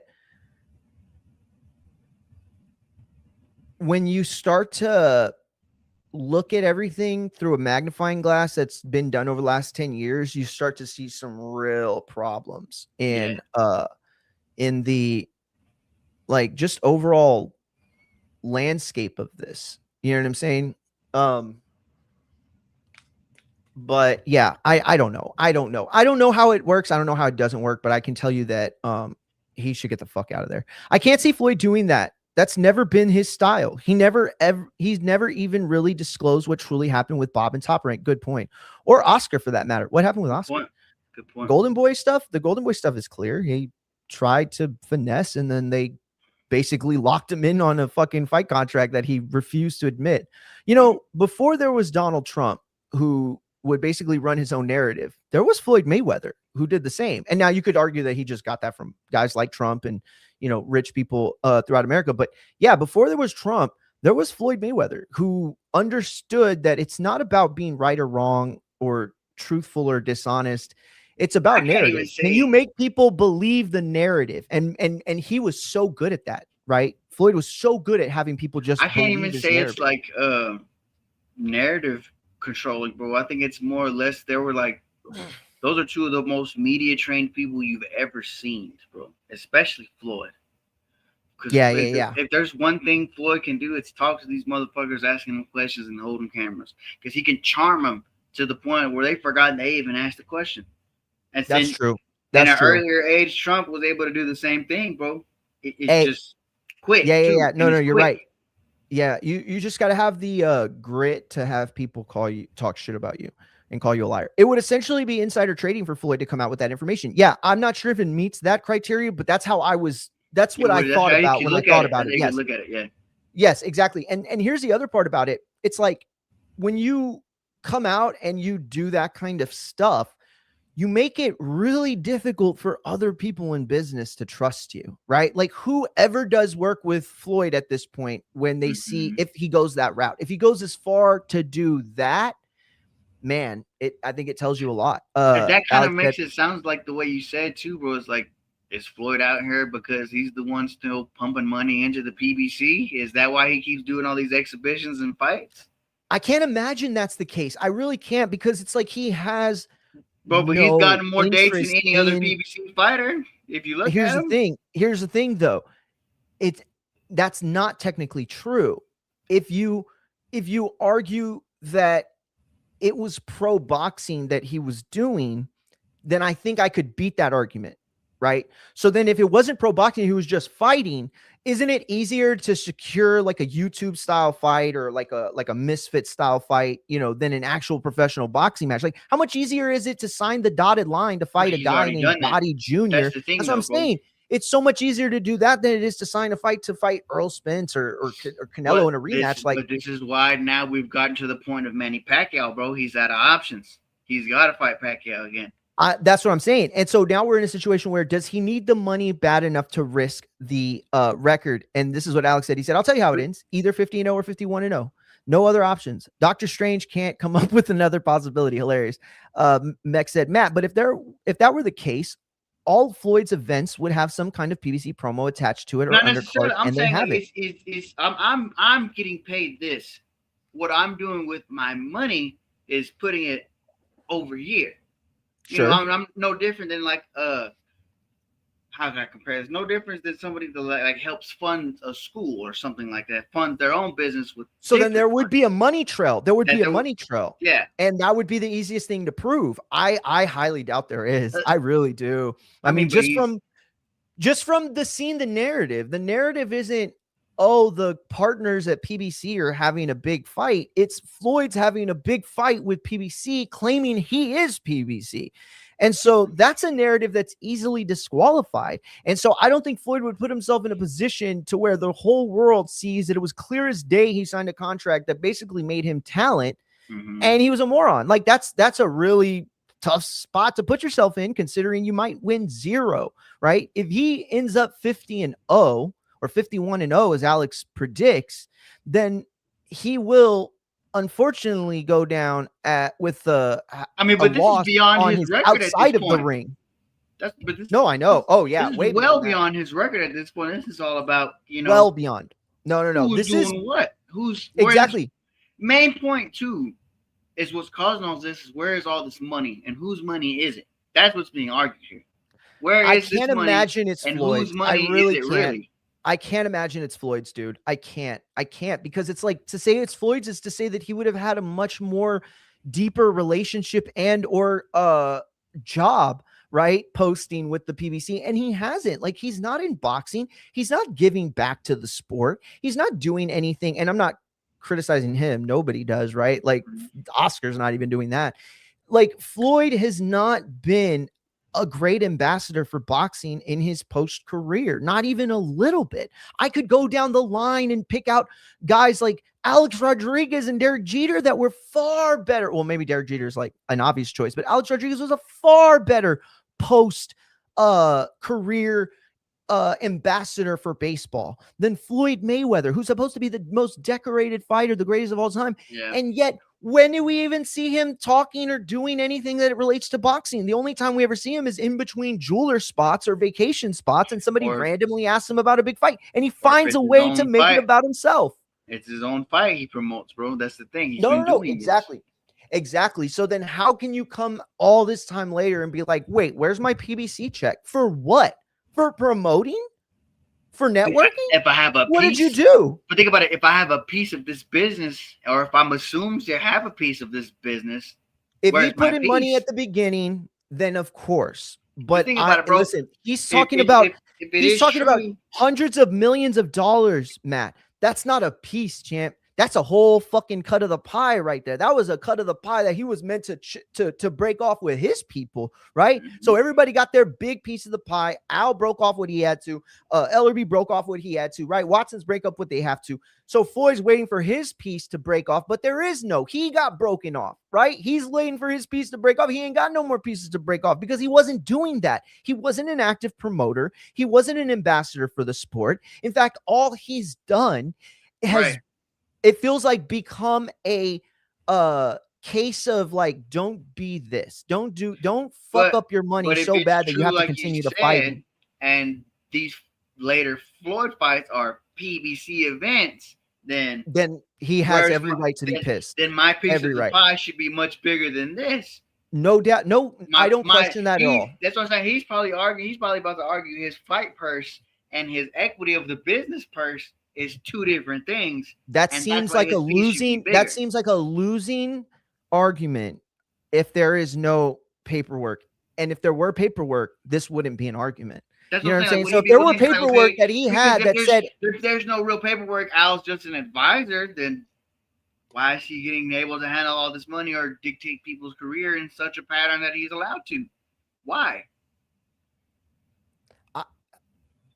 I don't like Floyd has always done his own thing, even when he was within the confines of boxing. Mm-hmm. I don't see that being different. So to be now being like, wait, I was part of this group effort of people that established their, you know what I mean? Because he wasn't even showing up to fights. Like, what were you? If at the end of the day, you could do no other role than be the mascot for PBC, you failed at that too. So I don't see how Floyd could come back being like, yo, where's my PBC money?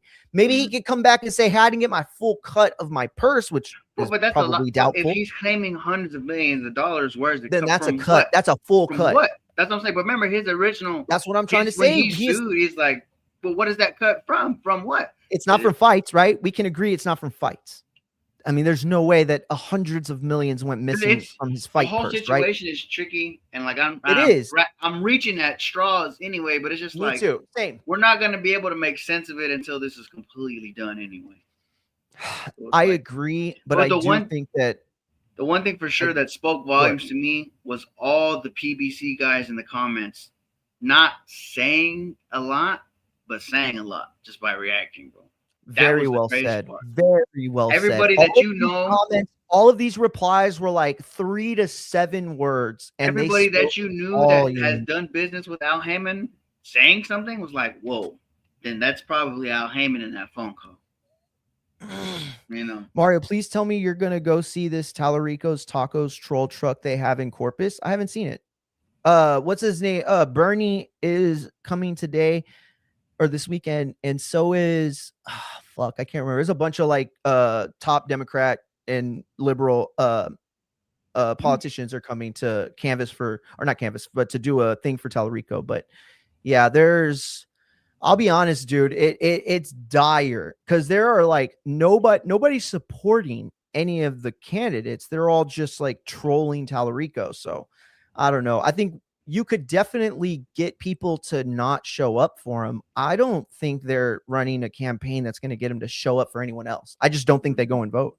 Manny could have some class and just have some fun with Floyd for some money, but Manny is a hater. Oh yeah, he said this part. Alex said this wrong. The record is the most important thing. MP Promotions is obsessed with taking that O for some reason. What do you mean for some reason? Everybody wants to take that O. Manny is petty that way. I don't think it's well, yeah. I mean, no, Alex just needs to accept it, and I wish I had a payday button because that's what it's about. Let's just get to the point, payday, bro. Payday, red panty night, whatever you want to call it, bro. This is about making a fuck ton of money. That's exactly what it is. Because think about their original plan was to not only put this on Netflix where it's going to make a fuck ton of viewer money, but then they were going to put it in the Sphere where the tickets were going to be outrageous. So it was going to make us a whole lot of money, boy. Let me tell you. For sure. And I know, you know what, Mario? We had that conversation. That probably could have been the only card where it was a one fight card, was that fight in the Sphere. Oh, yeah. It could have been just that one fight, and they would have made a shitload of money. Made a shit ton of money. Yep. No, you're absolutely right. Matt, so we're going to be live for Night of Champions tomorrow. We're going to be live for Xander and Boots. Are you going to come in with us for AEW Forbidden Door? I don't know, because I've never been a big fan of Forbidden Door, and the card Forbidden Door, I typically tune in for matches I want to see with Forbidden Door, and this year's Forbidden Door isn't like super sexy to me. Even like understood. The big like 12-man cage match, I'm kind of like, nah. Yeah, I'll tell you what, that doesn't feel important because they just did it. You know what I mean? Yeah. Like they can't just if you don't have stuff for somebody, Sunday, cramming them in doesn't work. At the same time, Sunday, I think my attention is going to be on Rayo and De Los Santos. Granted, De Los Santos. Oh, I think that's Sunday. Right. Yeah, it should be Sunday. No, you're right. You're right. It is Sunday. Granted, De Los Santos has been off. He's probably going to get smoked, I would think, but. It's a good fight card. It's a good fight card for sure. That's why I think my attention might be on Zuffa. If people are telling me like, hey, to check out Forbidden Door because something looks good, then maybe. But like I said, the Forbidden Door is not super sexy to me. This is what I was going to say. This is what I'm going to tell you. Maybe Will's match. That's probably about it. Meg said, "My brother has a family. He can't waste 17 hours for an AEW pay-per-view." Yeah, bro, that's the problem. They are long as shit. Mario, what was it? We did Double or Nothing, right? That fucking took forever. Bro, that was so crazy, dude. I remember it was like 10 o'clock and we realized there were still 2 matches left.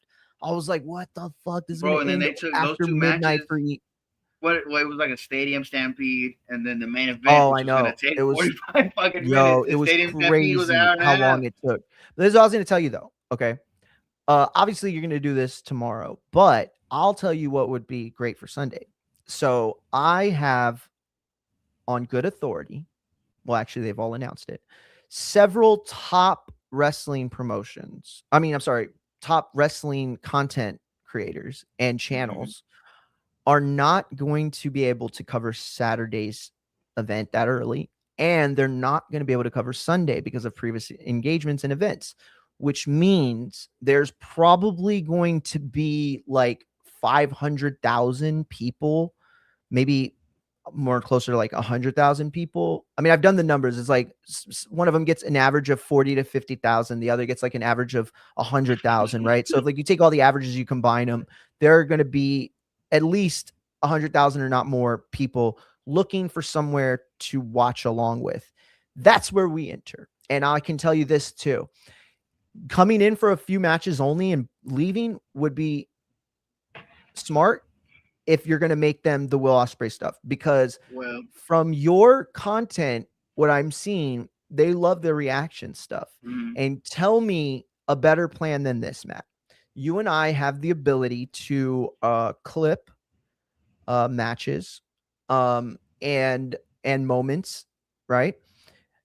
I don't think that you will have a failed post of any if they are showcasing a Will Ospreay moment that you react to. So just recording the match and then time stamping the reactions, I think would be worth it alone, right? And that would be like what, like a 30-minute I think match, Sunday, probably. because there was, news is obviously broke. I was gonna do a show Sunday anyway, and I was gonna jump in with you if a match I had my eye on and you were live. I was gonna jump in, but I was gonna do a show because stuff in the NFL has happened, stuff in the NBA has happened, news is breaking for baseball, and I was just gonna throw the reactions of the matches in there, guys. I was having it in the background or having the fight in the background, but what you say makes sense. Because you know why it makes sense though? Because there's not going to be a lot of people, right? And it seems like the more exciting the clip, the more traction you get. And I feel like our natural reactions and responses are viral enough, right? I'm not saying like, oh, they'll all go viral, but we react in a way that could, you know what I mean? Like, dude, is, though, if you ever saw my Drew McIntyre wins the title in SmackDown against Cody, yes, that thing fucking blew up. I never even said a word. I literally just watched and ran around the fucking house crazy. The thing is, though, right, depending on what happens in the fight, right, the night before, I got to let those clips eat in order to get more clips going. Sure, absolutely. But it's not a problem because you don't have to, you have like a 72-hour window for clips. I think by Tuesday is like the last day if Sunday is the day, right? Saturday, maybe Monday. But you have a full, like the first 2 days of the week they're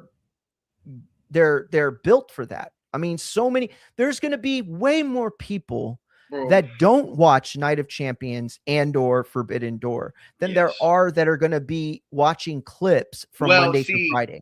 The thing is though, right? My audience is engaged from the wrestling side because they want to see me troll everybody for being right like I do on my end. Because if Brock Lesnar shows up and fucks Obafemi, like I said, I'm going to be unbearable, but they're going to love it. And that's going to eat for a little bit. That's what I'm saying. Yeah. The only thing that can upset the apple cart, right, is Xander or Boots getting knocked out, right? Because that clip's going to take over everything. For sure. Or Sami Zayn winning the world title. Because then I don't even think that would do it, honestly. If Sami wins, I'm going to crash the fuck out. Because I'm going to stop. But I don't think the show right fucking there. No. I could be wrong. Your reaction could be good enough that it does the numbers by itself. But yes, I think Obafemi winning or losing will be the top reaction clip of that event. Don't get me wrong. I would be way happier, right, if Oba goes out there and just fucking squashes Jey Uso and wins the King of the Ring, right? Love it. Perfect. Do it. But, we all watch the WWE. We expect what's going to happen. And everybody else is looking at it now, too. Look at all the reactions around social media, Mauro. They're saying what I said the minute I saw that pay-per-view in. I was like, this is what's going to happen. Look. Yeah. No. I felt, listen, I was on the island of Brock by myself. The moment he retired, I remember thinking, this is bullshit. There's no way this is the case. I might have believed it for like 24 hours because I remember thinking there's no way they did a fake retirement angle just to like get over on Oba, like, and steal a little bit of his shine. But it was obvious that Monday. It was clear as day to me. This was all work, and we were going to get the SummerSlam match. And then when Brock Lesnar won, I was like, come on, this is it. This is it. There's no way. Now, there are some sickos out there that believe in their heart of heart what we are going to see is Obafemi win, and then win the title at SummerSlam and beat Brock Lesnar on night 2. That to me sounds crazy. Like, those people sound nuts. You know what I'm saying? Like, I can't imagine someone who watches week to week TV less, because that's the kind of thing you would guess, like, if you don't watch wrestling and you've only watched like the Obafemi stuff over the last couple months. But I don't know. I can't say that I'm super excited for Forbidden Door. I am very excited to watch the Swerve Ospreay match, only because all the shit that's been talked about how obvious the finals were and how obvious it is that Ospreay is going to win and go on. I feel like they have to make a good match. If they Mhm. don't make one of the best matches of the year, this is going to be something that people Well, shit on probably. It's always been to me, bro, the not unnecessary, the incorrect hurdles that we're taking to get to MJF and Osprey at Wembley. Like that Yes. story was Yes. there. It's like I No, said, you're bro. absolutely right. Those two had a great match for the mid card title at Wembley. That should have been the main, or could have been the main event. I'm not gonna say should have. Could have been the main event at that year's Wembley event.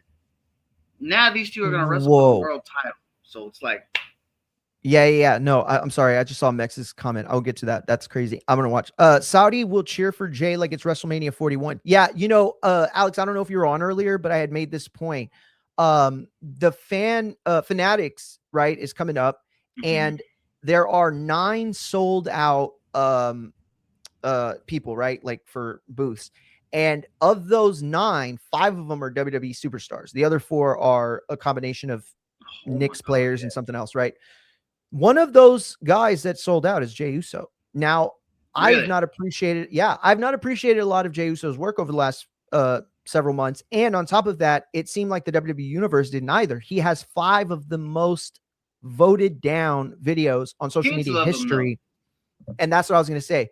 For people that are perpetually online, maybe they see Jay and they think his time is over. But I think that's the problem. I think today in this era, after the last decade, we focus so much on IG numbers and followers and views and clicks that now it means too much. Now we rely on them so much that we say this is what's working and this is what's not working. But the truth is, there are more people online that are only online as opposed to the people that are actually going to the shows, the people that are actually buying merch, the people that are actually spending money, the people with families, the people with jobs that can afford these tickets. Like those people are still tuned in. They're still tapped in. And a lot of those people still love Jey Uso. You know what I mean? So it's like, I don't know. I think everybody that's online is like part of the IWC, whether they love it or not. Right. And that keeps you, maybe disoriented from exactly who's getting over and who's not. Yo, Mex said that B2K got destroyed by Pretty Ricky. Oh my God, bro. I was just typing a comment that they got dog walked.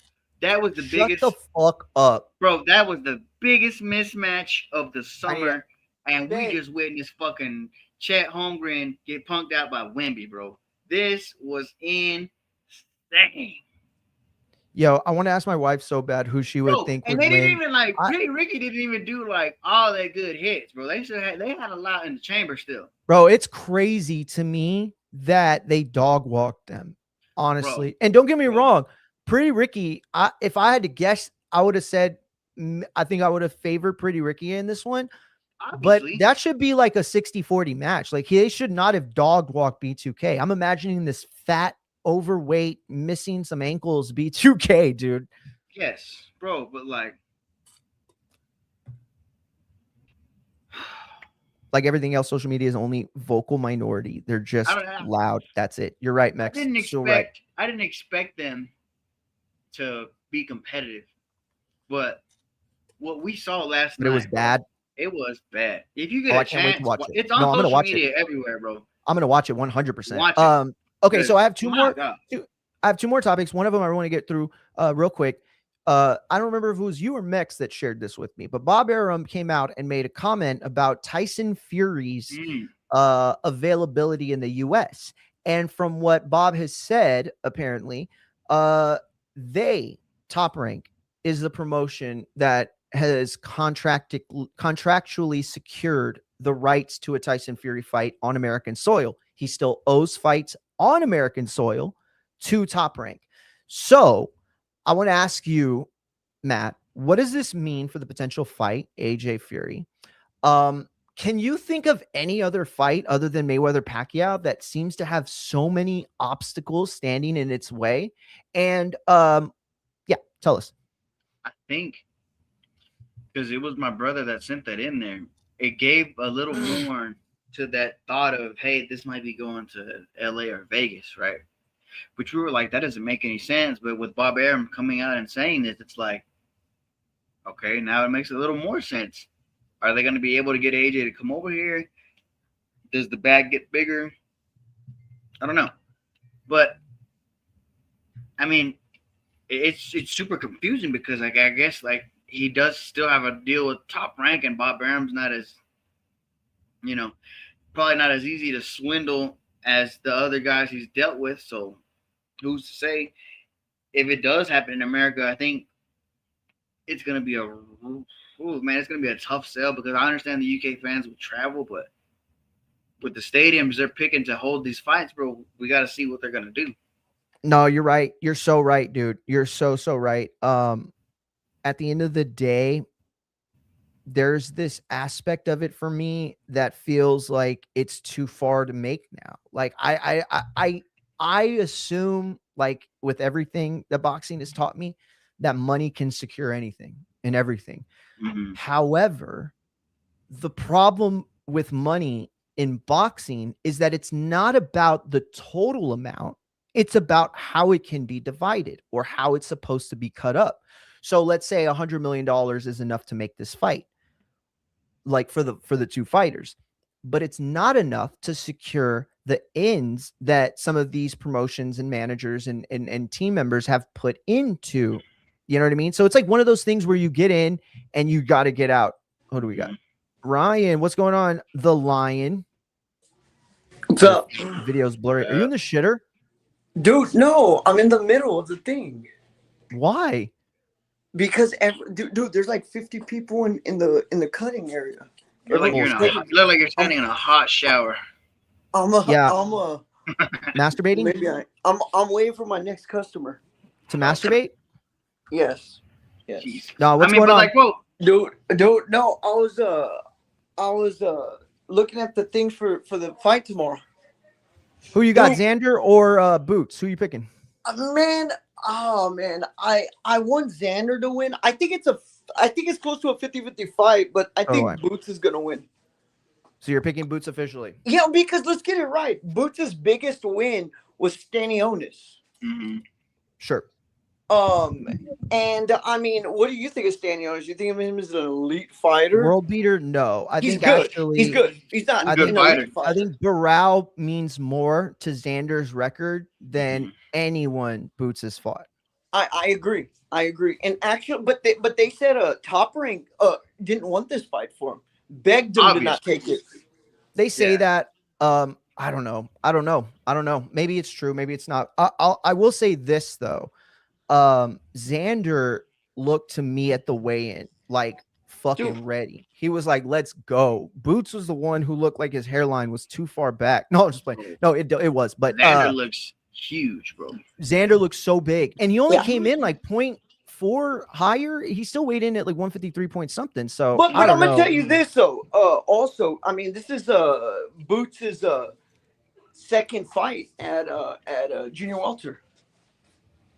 I mean, this is Boots'. Yeah, very good point. Here's the thing. I think really, it's his first because I mean that other fight was only a round or a half a round. Yeah, that's sure. Very good point. Very good point. So, do you think his power is going to, transfer over? I don't think it has to. I think he has to be the more physical guy. I think he has to make his moments inside count. I think he has to try to not be a bully because I don't think he has the size advantage to do that. But he does have to be the aggressor. He's got to make Boots feel uncomfortable. And I think he has enough size and strength to do that. Bro. Very much so. That's probably the biggest thing. Because Boots, for what his resume is, he does have that experience, bro. And his IQ is higher than Xander. Well said. Yeah. Well said. Yeah. Like if you, but here's the other part. If you saw them both hitting, hold on. We can't have this because there's someone with a Texan flag in the back that needs to be taken down or X'd out or throw a Cowboy flag up. Hey, this guy's the biggest Texan hater, dude. I don't even get it. Hey, don't worry. In 5 years, he'll be on the bandwagon when we win the Super Bowl. When we win the Super Bowl. What a bandwagon jumper, man. Look, you're a Texas fan. That's a bandwagon jumper you're talking to. What? Dude, Yeah, you how do are, dude. listen to You're a me, how do you bandwagon jump on jumper, a dude. You're a bandwagon? Cowboy How do fan. you jump You on a hated the bandwagon for Texans 5 years ago, how dude. do you jump on a bandwagon for a team that has yet to Oh win the my Super Bowl? God, You know what a dude. bandwagon Oh my jump is? God. It's in You? That's 1999 you. when you I jumped mean, on the Florida look in the State mirror and you'll Sentinels. see it. You don't know anybody Oh. from Florida. Why were you a fan of the Florida State Sentinels when you were Look, 7 dude, years old? hold on. I like their Because fight they won song. I was the 6 years old NCAA also. I championship. was That's 6. why. I was And you're a 6. bandwagon, and you've been a bandwagon I jumper was 6 since. years old. And Oh you've my been a God. bandwagon jumper Anyway, since. Ryan, dude, let me ask you this real quick. Have you heard but the Al seriously, Heyman? like, I know that whoa, people don't want to. whoa, break it up. Yeah, Break it this up. is the Okay, brother but fight. seriously, what's Ryan, up with Floyd? Floyd sucks with his money, right? real quick, Dude, like- did you see the Al Heyman? Did you see the Al Heyman Eddie Hearn? oh, dude, I've Al been Heyman, LRB dude, video. and that dude. Everybody, First of all, there's a yes, I did, but there's a guy on You think it's YouTube real? I follow. He's like a financial guy. He did a story on this dude. Like he reached out to ex-associates. The guy that Floyd wants to throw in the trash. Alex. That was his good friend and ex-associate. He called the Money Man.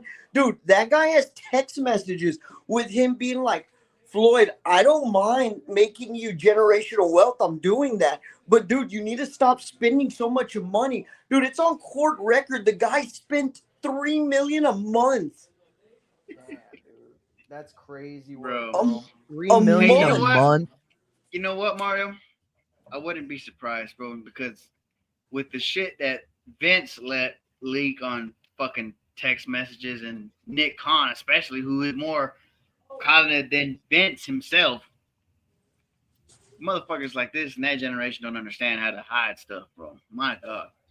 Bro. They're Yeah, leaving paper trails I can everywhere. tell you that is going to be the most like complicated court case to read at some Well, point. you didn't see Floyd had an attorney who I think Dan Rayfield reported that I think she sent something to the judge that she wanted it like thrown out. That they don't want it to go to court and realize everyone sees the guy who whole persona's money is broke. You know what I mean? Like, no, for sure. Shout out to Alex. He tapped us into this. This is Floyd Mayweather, who just gave this interview in Greece. Now, if you haven't heard, the Iron Mike fight that was supposed to happen later this month is canceled. Or it was supposed to happen this weekend, wasn't it? Yeah, it is canceled. And the Pacquiao fight has been postponed indefinitely. well, dude, Mayweather Jr., the living let's legend see of what he says professional here. boxing, alongside Muhammad Ali, Mike Tyson, Manny Pacquiao, and Sugar Ray Leonard, is widely regarded as one of the greatest about the legacy he has built throughout his career. You know, I gave the sport a lot of blood, sweat, and tears to get to this point. So, you know, I'm very, very thankful for the support from people from all around the world, people from all walks of life. And, you know, I like going out having fun. Boxing has been good to me. The fans have been good to me. And I love going out displaying my skills and putting on a show for the people. You know, I'm in great shape. I work out every day. And I really never took any abuse in the sport of boxing. So You just said you gave it your blood. just by being smart, being intelligent, being a very defensive fighter, and Now 49 years the Atlantic to compete. I boxed in Germany. I fought in Russia, even though Russia is Asia.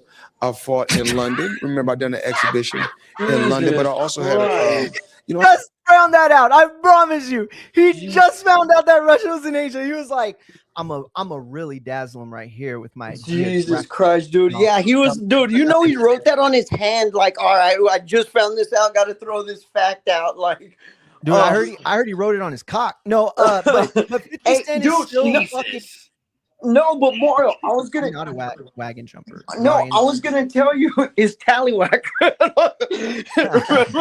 No. Oh. Listen, okay. So real quick, let me ask you this though. Floyd Mayweather, Al Heyman, LRB. You think it's real? You said right.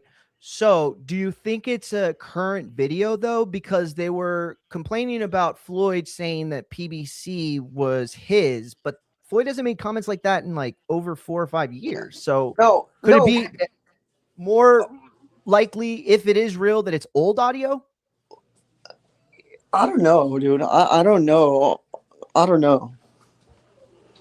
Yeah, I don't know. All I can say is that it's a fucking mess, and Floyd has put himself in a position where he might not even be able to fight. Dude, Like, he's the ultimate piece of shit. He did this. We found this out when Logan Paul went on the what's it called, the iced I think it coffee was his. hour. Oh, I thought it was That his but podcast. he did it with the Pacquiao fight. Dude, he was going to other people. He was saying, "Hey, do you want to buy this fight?" Okay, you do. Well, I want an advance. I want 5 mil up front. Okay. Then he went to Netflix and tried selling the fight also.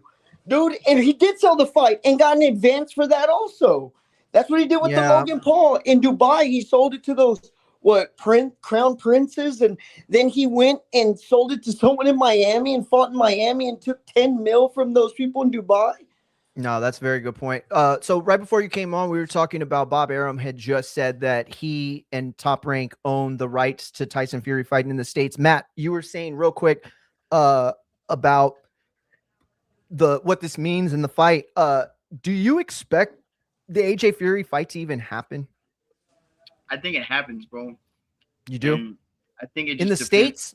I don't know. That's the big debate, because if they are going to put Dana or Turkey as the main promoter of this event, it makes zero sense to have him show up randomly at the White House to tease an announcement, or assuming we're all looking at it like, hey, it's going to be AJ and Fury. So why would he be at the White House to do a big UK promoted fight? That doesn't make any sense to me. Well said. And dude, not only that, but they got to. Oh, go ahead. My bad. Go ahead.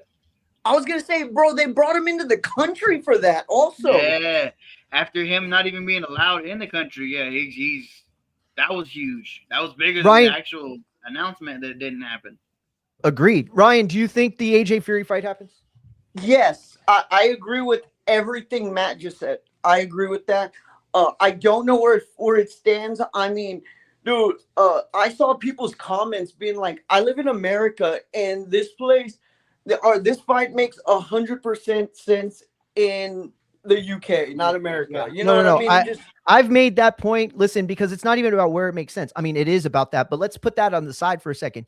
Who the fuck's paid for this fight? Who the fuck made Anthony Joshua and Tyson Fury millionaires? Who the fuck gave a fuck about them when they lost, or when they did cocaine, or when they got fat? Only the UK did. Only the UK believed in Tyson Fury when he was fighting Wilder. Only the UK believed in AJ when he came back to fight Ruiz. And only the UK has been truly in support of AJ coming back or not. American fans are like, when are you going to fucking fight again? He was just in a car wreck where his friends died. And yet we're thirsty for that. You got to go. Bro, yeah, I do. All right, man. Appreciate you stopping through. Appreciate it. I think he was about to talk shit about his customer. So anyway, oh my bad. Just close it out. Just close the app. All right, he found it.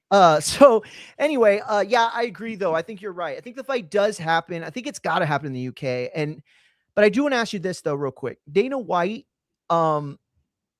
there's no chance he'll step aside to make this fight, right? If he had to step aside, there's no way he would do it. Nor would Bob, nor would Frank, nor would Eddie, right? That said, if this fight were not to happen, Matt, who do you think boxing and who do you think the history of boxing will blame it on? Or will it be like everybody is involved is to blame? It just comes to picking whatever side you're on at this point, bro. Because can you for a minute get out of that and try to like logistically say who you think? Because there's two narratives. One, Frank and Eddie are definitely to blame because they had so much time to make this fight. Bob's definitely to blame because he actually had the ability to have. There's equal parts blame to all this, bro. That's the big part. So it's a matter of where though? It's a matter of where you stand to who gets blamed. Because even to me, I don't even really know because okay, I could blame Fury for even, doing what he's done, making Turkey his promoter and allowing Bob Arum to control him in America like this, or even forgetting that he had fights if he did in America still. I can also blame Bob because he's being a dick, but saying, hold on, you owe me fights, motherfucker. And, if you're going to fight, you're going to fight over here. You owe me fights still. Yeah. No, I can see that. He's going to be a real stick in the mud because, he's been through this plenty of times before, and if it's a lot of money that this fight's gonna make, he's gonna get his cut or he's gonna get the fight. I can also blame AJ because, you know, we could have just had this fight a long fucking time ago had we just nailed this all the way and put our egos to the side. It's equal blame everywhere, bro. I can blame DAZN, I can blame ESPN, Top Rank, Matchroom, Queensberry, Turkey Al-Sheikh. Everybody's got a piece to blame here. That's a fair point. That's a fair point. My worry is that boxing fans, specifically in America, will look at the situation and say, hey, when Dana got involved, things got more complicated. Oh, yeah. They're going to blame Dana. I think they will. And I don't think that's fair because, again, this fight should have happened so long ago that at the end of the day, to put it on the guy that got there late isn't fair. At the same time, you know, again, you can make the argument that he's splitting the pie even further and unnecessarily. You already had 3 promoters involved in this fight. But you had a 4th. Let's not get it twisted, bro. Eddie Hearn said it perfectly. Turkey Al-Sheikh preaches peace and wanting to come together and work together, but he loves the fuck shit, bro. He loves it. He loves that fuck shit. He loves seeing the problems stir and he enjoys it happening. Yo, it gets his toes wiggling in the mandals, bro. He gets all horned up for it. For sure, like I think that was his plan, bro. Before we wrap up here, was to get everybody on DAZN and then gut everybody and give them the damn. I exactly think that was exactly what they wanted to do. You're right. I'm gonna move everybody over here, and I'm gonna take and then we're gonna stars I can. And that was like young talent is loose. And that was the PBC plan. You know what I mean? It just I don't know. But listen. That was the last topic as far as boxing. There's one last topic I'm going to do, and it's for a special friend of mine so that I can clip this at the end and send to him. We are talking peptides. Matt, do you want to jump off and give your thing? Okay, go ahead. Yeah, I'll jump off for this one. Shout out to everybody tuned in, to the likes that came in. Shout out to, like I said, last time when we were live, double weekend, to those 10 new subscribers. Tune in, Talking About Radio, youtube.com, Talking About Radio, TikTok, at Talking About Radio. You'll see the clips, you'll see my face, you'll see Mario, you'll hear my brother and Justin and all our friends that come along with us, plus more. We're gonna start doing interviews. I'm gonna stop being lazy, even though like I intend to be a weekly format. I'm gonna start recording interviews and posting them out there, so keep your eyes out for those. Hopefully everything works out, and within the next year, Mario, we take this show on the road like we said, and we'll go out there and get some indie interviews and just local fight interviews. Because I feel like that's a good path right there. Get the community around us and then max it out to the state, then the country, and keep the national news going. But anyway, tomorrow, like we said, Night of Champions, Xander-Boots. Stay tuned in, Mario. Brother, I'll see you tomorrow, champ. Can't wait for it. Hell yeah. Shout out to everybody on the Talking Bouts radio community. Shout out to Machine Gun Matt. Let me remove his show real quick. Perfect. Okay, so this last portion. All right, champ. Appreciate it. Alex, you gonna be with us this weekend, champ? Hopefully we see you all weekend. We'll be there. Appreciate you, champ. But listen, before we get out, I want to make this last segment. And it is basically for an audience of one. But anybody out there who is in a position where they're looking to get back in shape or lose some weight or just really focus on yourself again, this is also for you. So over the last couple years, well, actually over the last decade, but more so over the last several years, peptides have become a talking point on social media, on podcasts, specifically within the health community. Now, I've been a member of the YouTube health community, weightlifting community for, I mean, probably since I was like 21, 22. Subscribe to The Mountain, subscribe to Lajax Fitness, subscribe to Scott Hernan Fitness, you know, all the like goats in the, you know, Larry Wills, I used to watch all the time. Even what's his name that kicks it with the Nelk Boys? I forget his name. The guy that supposedly fought Jake Paul off or Logan Paul off camera. I can't remember his name, but either way, been watching this stuff for years, right? Now, if you don't know this about me, then you're about to learn. And I've never I've never shied away from this conversation. I've never lied about this conversation, and I will always be honest about this conversation because I trust my research. I trust what I've learned. And what I've learned is that mainstream media fucked this conversation up a long time ago. I've taken steroids. I've taken a form of HGH. I've taken multiple stacks of testosterone and Rad 140 or sorry, you'll know him as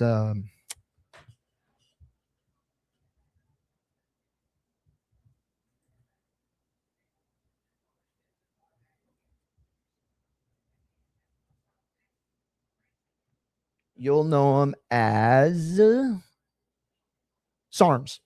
So I've taken SARMs, I've taken testosterone, I've taken form of HGH, and I have taken in performance enhancers in every single way that they make them. Creams, oral ingestions, and for half of a cycle only, I did injections. It was half a cycle because the actual thing was just that, and then the post cycle was oral. So I say all that to say that it's a very dangerous market, right? It's a very dangerous market. Buying online is risky. It is super, super risky. There are some places that I trust more than others. But in my time taking performance enhancers, I only ever got them from people I know and that I trusted. Without going into details, because the law is a lot different today. If you work out long enough at a gym, at some point, somebody's going to fucking hook you up or tell you about something or show you somebody or give you somebody's number, right? In my case, I came into this playing baseball and other sports and stuff. So I was tapped into the local training community. So I was given a stack the first time and it really worked, right? What I didn't realize at the time, because I hadn't done the research yet, is how bad it was for my liver. I've shown pictures before. I'm not going to go find them. I've shown videos before. You can go to my IG if you want to see them. Lifting 315, 425. My Gold's Gym 495 squat is still on my IG somewhere. I think 2020, 21. So yeah, they worked. They worked. Absolutely, they worked. They were terrible for my liver. On top of that, they thinned out my hair, my beard. Actually, my doctor, true story. I was in the middle of a stack, fucking jacked to shit. And I went to the doctor for another reason. Nothing to do with my muscles or physical or nothing, the steroids at all. And it was like an in and out visit. And as I'm getting off the table and walking towards the door, my doctor stops me, like literally, like, and I'm like, what the fuck? And he rubs my beard. It was so weird. I was like, oh my God, this is it. I'm getting molested. It took 34 years, but I'm getting molested by my doctor. Here it comes. Here we go. Time for the lawsuit. And he goes, what you been doing? And I'm like, not sucking your dick, that's for sure. He's like, what you been doing? And I'm like, well, what do you mean? He like tickles this part of my beard. And then I go and I look in the mirror because it's like right here where the sink is, and there's like a patch. Like imagine this. Like imagine this. Wait. Well, now my beard's too thick.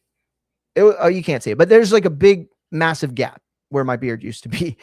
And he's like, have you been feeling okay? How you been sleeping? Like questions that weren't even part of the exam originally.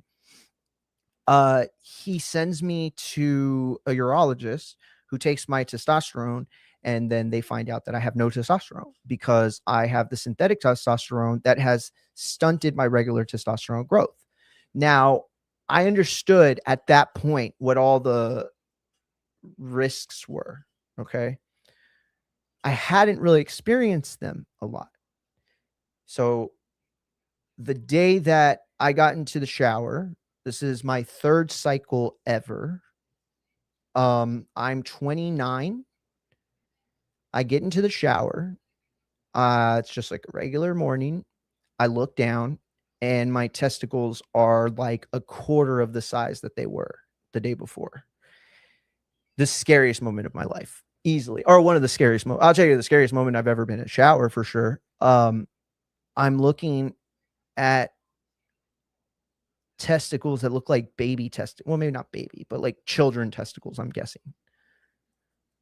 It was fucking scary. Now, mind you, I'm jacked as shit at this point, right? I'm like, what do I do? Do I stop? Like, is this going to come back? It was very, very nerve-wracking. Fortunately, I had some friends that were powerlifters and bodybuilders who had been on steroids for a long time, and they assured me that, I don't take enough to have it be permanent. And they were right. They came back. I don't know if they were good as new, but certainly close to the same size at least. And that's when I realized that there's this idea of what works versus what's working. So when we look at peptides, right, and we look at the breakdown of what they actually are used for and what they actually do, they're different from steroids in a lot of ways. Taking steroids like testosterone or the protein receptor types that that help you with performance, or blood doping, whatever version of it is that you're doing, right? There are going to be pros and cons. Okay. If you're a professional athlete, those pros and cons can be weighed and measured in a very specific way. But if you're just a regular person looking to get into shape, then there is a risk reward that you're completely ignoring, whether it's worth it or not. You're not a professional athlete. You're not a model. You don't get paid to look good. And yet you're willing to take peptides that help your skin, help your hair grow, help your teeth get fixed, help your like everything. Looks maxing is something that probably a lot of older people won't know what it is, but it's a thing that has emerged on social media. Younger kids who should have played sports, but they are so obsessed with the way they look that they call it looks maxing. They do anything and everything to amplify their looks. They will do bone chipping. If you don't know what that is, it's where they will repeatedly hit and break the cartilage around the cheekbone so that it swells up and fills, and that's how you get like more prominent cheekbones. This is the things these guys are doing. And these peptides they take deliver. They very much deliver. They deliver on your looks, on your hair, on all these aspects, right? But the problem with peptides, that isn't necessarily the problem with like testosterone boosters or even HGH, is that peptides are something that works with the makeup and the molecules of your body and how it performs on a daily basis. Meaning that if you started taking peptides and you were, let's say, 30, 40 pounds into your overweight frame, whatever that is, right? It's like there's ectomorph and all that. But let's say that you are legitimately like 30 pounds out of that range. And then you start taking peptides and you get to a point where you got 6-pack abs. What you don't know and what you can't be certain of is that your body was in the condition already to be able to support that. So if you have, let's say, like even borderline heart issues, let's say you've smoked a very long time and your lungs are not as up to par as they should be at your age, all these things are detrimental to your long-term health and can be detrimental to your short-term health. So while you're losing weight and while you're cutting fat, you're also playing Russian roulette with the infrastructure of your body. how blood gets pumped to your heart, how certain protein receptors react, right? It's all about where you started when it comes to peptides. Where were you in your journey of health before you decided to take things that radically change you? Now, peptides have become a catch-all term, right? But that's not how they actually work. Some people refer to things that are peptide-like, but aren't peptides. So you could be sold something that literally isn't what it's even marketed to be, and have no ability whatsoever to hone in on the research that says what you can and cannot take. Now, let me put it in this kind of way. If you are somebody who's older, let's say you're in your 40s, you've gained some weight, you're not as athletic or as fit as you used to be, right? The idea of taking peptides over something like HGH or testosterone is just fucking ridiculous. At the end of the day, you can take natural, you can get the doctor to prescribe you a natural testosterone or even even a synthetic one that will have monitored doctor results, right? Monthly or quarterly blood tests, and they will be able to navigate what works and doesn't work. Whereas peptides are basically this blanket thing that's thrown over you. Yes, they have positive results, but those positive results are oftentimes linked to just as much detrimental outcome for particular organs, or like it's just so much of a risk because we don't know. We don't have the data. Listen, we don't have the data for steroids either. We don't have the data for HGH either. We don't know the long terms. So we don't know all the long-term side effects. We don't even know all the short-term side effects. What we do know is this. We know that in the last 50 years or so, we have seen a positive reaction from men at a certain age and a certain certain physicality, be able to safely and healthily, is that a word? Safely and healthy, get to a level of fitness, right?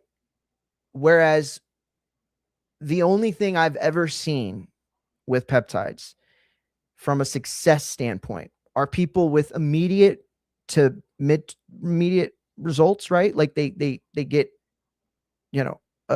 exactly what they were looking for out of them. And then they're stopped a year later because they start to, or maybe like a couple years later, because they start to develop certain things, right? They go to the doctor and they find out that the peptides have been working to enhance their, what do bananas have? Potassium levels, right? Or they've worked to decrease the level of blood that's able to get to your heart, or even cloud your ability to regenerate healthy blood. So when it comes to whether peptides work or not, that's not the question. The question is, how do they not work, right? This idea that peptides have been this secret that nobody's had access to and they're just this miracle thing, doesn't that sound a little too good to be true? Because it is, because peptides were already a thing. And the reason why they're a bigger thing today is because the marketing standpoint behind them has captured the public. Okay. So this is just like the protein craze going on right now. This is just like fucking the low carb diets of the 2000s. Like, we are advanced enough in our knowledge to know that there is a safer alternative. There's a better alternative to peptides. Is it more complicated? Sure. Does it take more of an effort from you? Absolutely. But that's what it takes to keep yourself healthy. There's no way around it. Like, I'm sorry, you can't just take the shot and lose a bunch of weight and assume you're going to be healthy. You can't just take peptides or even steroids and then just assume you're going to be healthy. All of it comes from a standpoint of working out, eating healthy. And so when you see these transitions that you make with peptides, the idea that it's all the peptides and not your strict adherence to the current regimen, that's clouding the results. All I'm saying is you can get more results, better results, firmer results that last longer by going through your doctor and getting prescribe testosterone, or at the very least, finding an authentic source or the closest to an authentic source for some sort of hormone growth or testosterone replacement.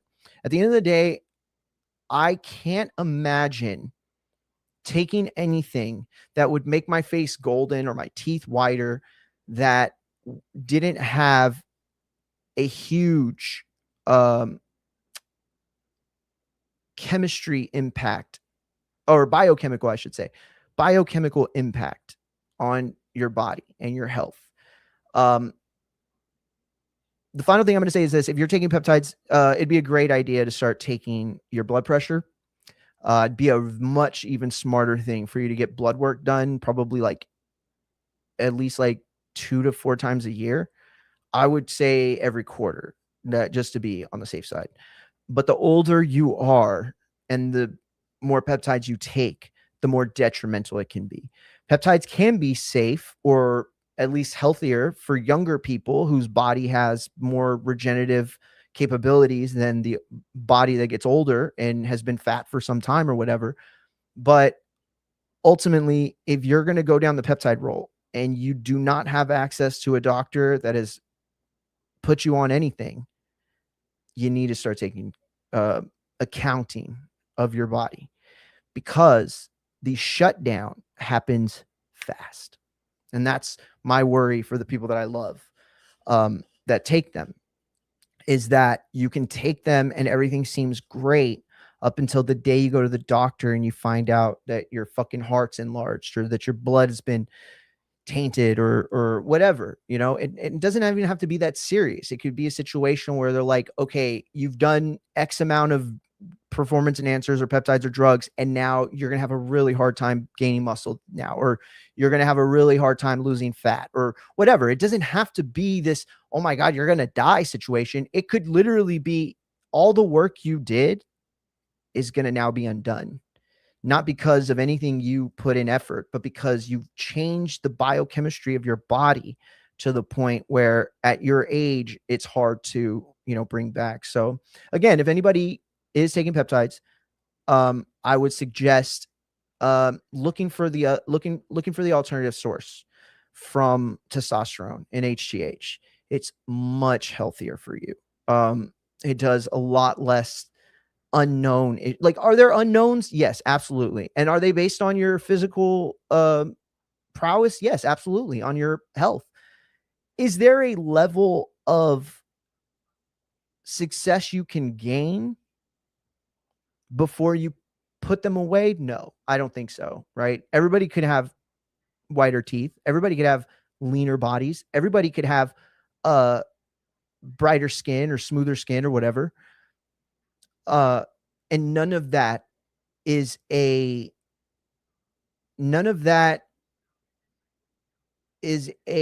accurate snapshot of what is going on inside. So while you could be developing a body that you didn't even think was possible, it could be doing such a detrimental job to your health that by the time you figure it out and you have some sort of symptoms or whatever, or it might be too late. You might have caused permanent damage. Whereas with HGH or testosterone or some of the other aspects or things that a doctor will prescribe you is monitored. And it's not to say, again, that there can't be things that go wrong, but you're going to be in the care of a doctor, and he's going to be able to not just say, hey, this is bad or this isn't going well. They're not going to just be like, oh, we're going to stop it. No, there are so many other alternatives you can have, or roads you could go down that would safely get you to your goal. At the end of the day, it's about knowing what you're putting in your body. If you don't know what you're actually putting into your body and you're only going based on the results you're given, that's a bad road. It's a bad road because there's so much history. Like there was this chemical they used to use during like the Wild Wild West times, right? There was no toothpaste. There were like brushing instruments for your teeth. And then there was this sort of like liquid that they would like spit out, right? And that liquid would give you a good like smelling breath. It would help clear rot. And what it also did was eat the teeth from inside. And by the time you knew it, you had nothing but rotten teeth, but your teeth looked white. They looked crazy good, but you were destroying your gums, right? That's what I'm trying to say. It's like there's enough history to know that there's no miracle drugs, right? Even the Ash, what's that shot called where people lose weight? MR1? GOP1s. It's just like that. The GOP1s, right? You can lose weight, but are you the person that lost weight? Because if you're not changing anything, right? It's like the lap band. People get the lap band, they lose a shit ton of weight real quick. But have you shifted your philosophy on eating? Have you shifted your schedule to take care of yourself as it relates to fitness? Have you done those things? Because if you haven't, then a lot of that stuff is just ingest. And then at the same time, if you're taking certain products and they help you to go to the gym more, eat healthier, and really put a stake on your health, then you're going to have positive benefits. And you can't attribute all of them to simply taking a supplement or peptide. That's going to do it for me, guys. I hope that this was clear enough. I hope that I didn't confuse y'all even more. We're going to be live tomorrow at 12 p.m. Actually, I'm going to try to go live by like 11 a.m., 11:30, just before. But we got a stacked ass weekend for y'all. Tomorrow we'll be live probably about like 8 hours between 12 o'clock and 4-ish, and then 7 to like 11-ish, something like that. But we will be live for Saturday almost all day, and then Sunday for Forbidden Door about 4 o'clock, I think it starts. No, 5 o'clock it starts. So we'll be live for that as well. I want to thank everybody for tuning in. I want to thank Machine Gun Matt for coming on and playing some co-host duties for me. Shout out to Alex in the chat. Shout out to Mex in the chat. Shout out to Bruce. Shout out to Tobler, who was in the chat earlier. Appreciate you, champ. Shout out to Kenny and Chris and who else was there? I think Kyle was in there. Whoever else. But I appreciate everybody who was watching, everybody who subbed, everybody who followed. Shout out to everybody. And yeah, make sure you got your notifications on because we will be live and tapped in tomorrow. Big fight weekend, big PLE, big pay-per-views, and you can be tapped in with all of them right here with me in Fight and FX, YouTube, Twitch, X, and then on IG, it's Mario Munguia, which is my personal, and you can follow me there, is where we go live as well. So until then, you know what? We'll save that for tomorrow. All right. Until next time. Peace.